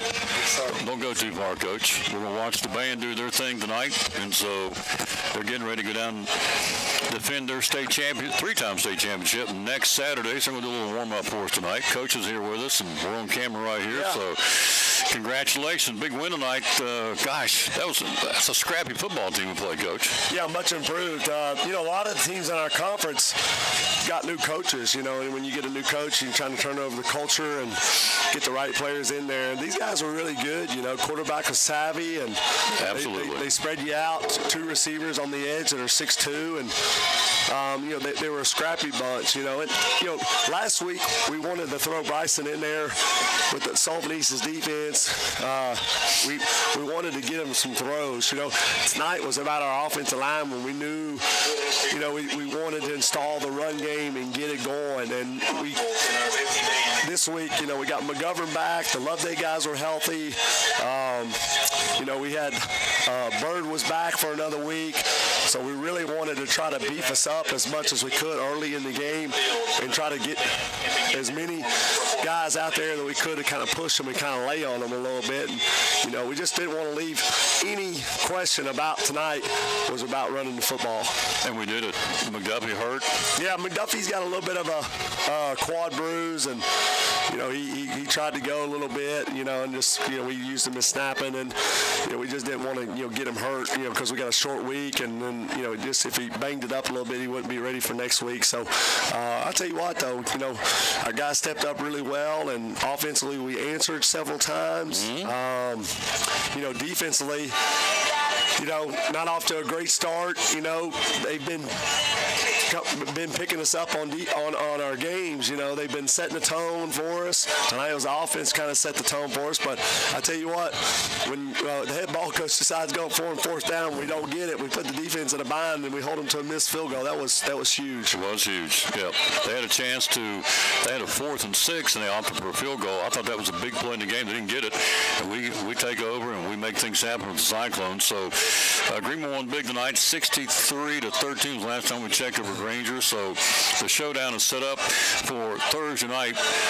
You like the momentum of our football team winning 8 in a row, heading to the championship on Thursday night? Yeah, and then we got some guys healthy, and then we'll give it our best shot. We got to go back to the drawing board and get another game plan together. We know how tough it's going to be. We know that you got to be relentless and face adversity, and the things we've got to do. They're obviously talented, and they got a quarterback's a senior, and he's been doing it a while, and we got to go to Burley Stadium again. But we're going to enjoy this one. We fought hard this week. Yep. They did some things against us that made it challenging, and we got to go back to the drawing board and see if we can get ready for next week. Another tough night for us picking players of the game. We picked C.J. Mathis, 3 touchdowns. Yeah. We mentioned Braden Rainwater all night long, and we mentioned Nolan Loveday a lot, so he helped to get that running game going for us. Well, all those guys did great, and then, C.J.'s been playing a lot of linebacker, but also, tonight was about our seniors, really stepped up. Justice, stepped up, got the touchdown right there before half, the 4th down there. Rainwater's been battling all year long, anchoring both sides of the line, and then C.J.'s just, he's been in and out of running back because he's been so much the will linebacker, but, the big spark for us to get those big runs, that's what he can do for us. See you Thursday. Yes, sir. Thank you. Go Cyclones. Yep. Head coach Sean Whitten picks up the W tonight, number 178. So we're going to turn our attentions now as the band gets ready to get it out on the field. Let's recap the scoring for you, and then we'll turn it over and let the band do their thing tonight. Let's run back to scoring. C.J. Mathis, 23-yard run to get it started. His 5th touchdown of the season. His first of 3 tonight.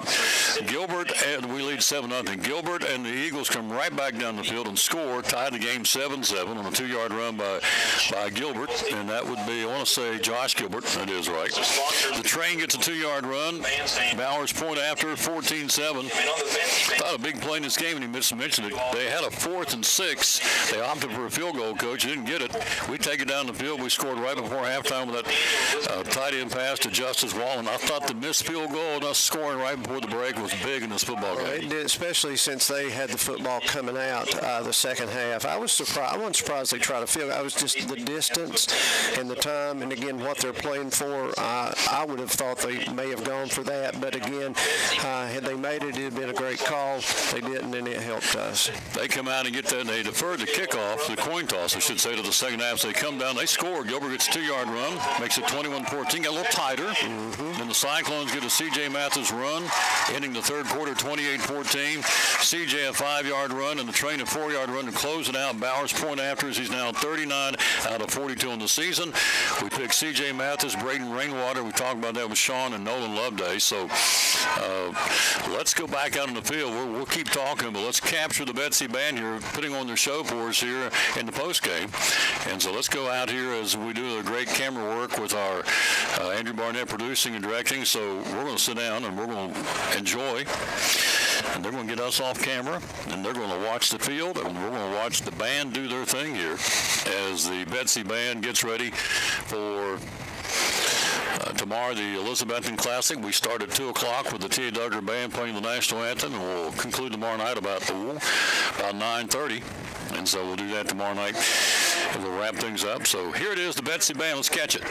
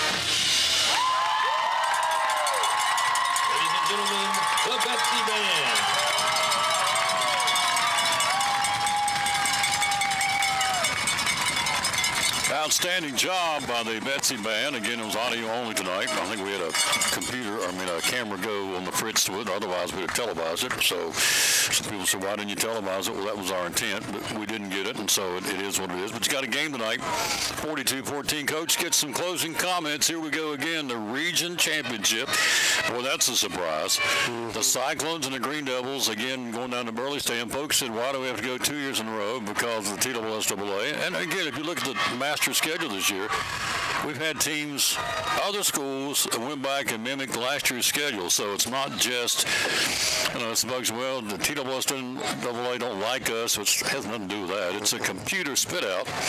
And so we've gone there, we'll go there 2 years in a row. We've had East came here 2 years in a row. So it's just the way it is. And so, whether you play them on the Ingalls parking lot or play them at Burley Stadium, championship's championship, and it's showtime, and we'll be ready to go Thursday night. It's going to be a great football game. Yeah, I think so. I mean, you know, as much as a rival they are, you have to give them so much respect. They kind of opened the door for Upper East Tennessee, getting to the state, winning a state, and I do think there's a lot of respect for the communities. I think student bodies really like to go at each other, so it should be a great atmosphere. We've put ourselves in a position. We weren't sure after the first game, exactly where we were, but we've certainly we've run off 8 in a row, and like I said, we've been underdogs going there. We've been the favorites going in there, and it's always going to be tough. It doesn't matter. Nope. And when they come here, it's always tough. It's going to be an old-fashioned slobber knocker Thursday night. Airtime at 6:50, kickoff at 7:30. Richard Van Ness, and I'll bring it to you from Burley Stadium, audio only. So I'll tell you right now that's what it's going to be, and so we'll paint the picture for you. It's going to be weather will be a factor there on Thursday night. They say rain and cooler temperatures and some wind. So when you get that and you get a slippery football and a cold, hard football and special teams and punts and kicks, and so it can be really an interesting night for both teams, and we'll be ready to go with it. But tonight we'll enjoy senior night. Again, 42-14 the final. Cyclones again here at the bank now 62-7 at this field since we came here back 10 years ago. So it's a pretty special place. And again, hats off to Seymour. A nice touch with their band. They stayed in full uniform and set up in the stands and watched the Betsy Band. That was a nice, classy move with the Seymour Band. So thank you, the Eagles Band. And so if they make the playoffs or not, we appreciate them very much, and very good sportsmanship. And so, Coach, thanks for working it. We'll be back together in 2 weeks, the opening round of the TSSAA 4A playoffs here at the bank. We've earned that right tonight. Yes, we have, and looking forward to it. It's a good position to be in. Those games, because of the travel, will be starting at 7 o'clock, so we're going there a half hour early because the kickoff will be a half hour early going forward because of the travel. We get in the playoffs. We may be traveling. The other teams may be hoofing it up here, so we'll go at 7. But the next one up will be the biggie, the conference championship. It's what you play for. It's what you do your 2 days for. It's what everything. There's 2 things to go for, Coach. You know that, conference championship and state championships. Exactly. That's their goal. It's always going to be their goal. It's just Sean's approach, and they've been awfully good at pushing the limits here. So we'll see you in 2 weeks, sir. Thank you. Yes, sir. All right. Great job. Good job. Yep. Enjoyed it. Yep. We love working with Eddie Pletch. We love working with Richard Van Ness. We love bringing you the broadcast. Thanks for watching. We're out of time. We sincerely thank you for yours. Big thanks tonight again to the Cyclone Network. We'll tip the cap to Andrew Barnett and Kerry Taylor and Weston Taylor and Axel Steins and Isaac Fletcher and Eddie Pletch, and yours truly bringing it to you. Final 42-14. If you get a chance, please consider coming tomorrow and watching the Lady Cyclone soccer at 10:30 against Gibbs with a chance to go to the state tournament next week in Middle Tennessee. And if you can do that and also come and just get you a bag of popcorn, they're going to have great food in here at the concession stand. Weather's going to be great tomorrow for the 4th annual Elizabethton Classic. 21 bands from 5 states, and it's going to start right around 2 o'clock tomorrow. So if you get a chance, come out here and watch these hard-working student athletes and the bands. They work sometimes just as hard as the sports teams because it is a sport. It is the band, and they do a wonderful job. So for our Director of Schools, Richard Van Huss, our Principal, Dr. John Midner, Athletic Director Joe Diaz, and our Head Football Coach Sean Wooden and his staff, this is Tom Taylor for the entire Cyclone Network gang saying again the final, Elizabethton 42, Seymour 14 will play for the conference or regional championship Thursday night in Greenville. The Green Devils win big tonight, so it's 2 6-0 teams colliding for all the marbles on Thursday. Have a great weekend. Thanks for watching. We'll see you back here on Monday with the Tom Daly Sports Show. For all the gang, we'll say as always, bloom where you planted, and win or lose, be a good sport. Good night, everybody. It's the Elizabethton Cyclones. The Cyclones are ready to come out on the field, and I guarantee you'll hear the Cyclone Nation go bananas over here in a minute. And they're going nuts over there.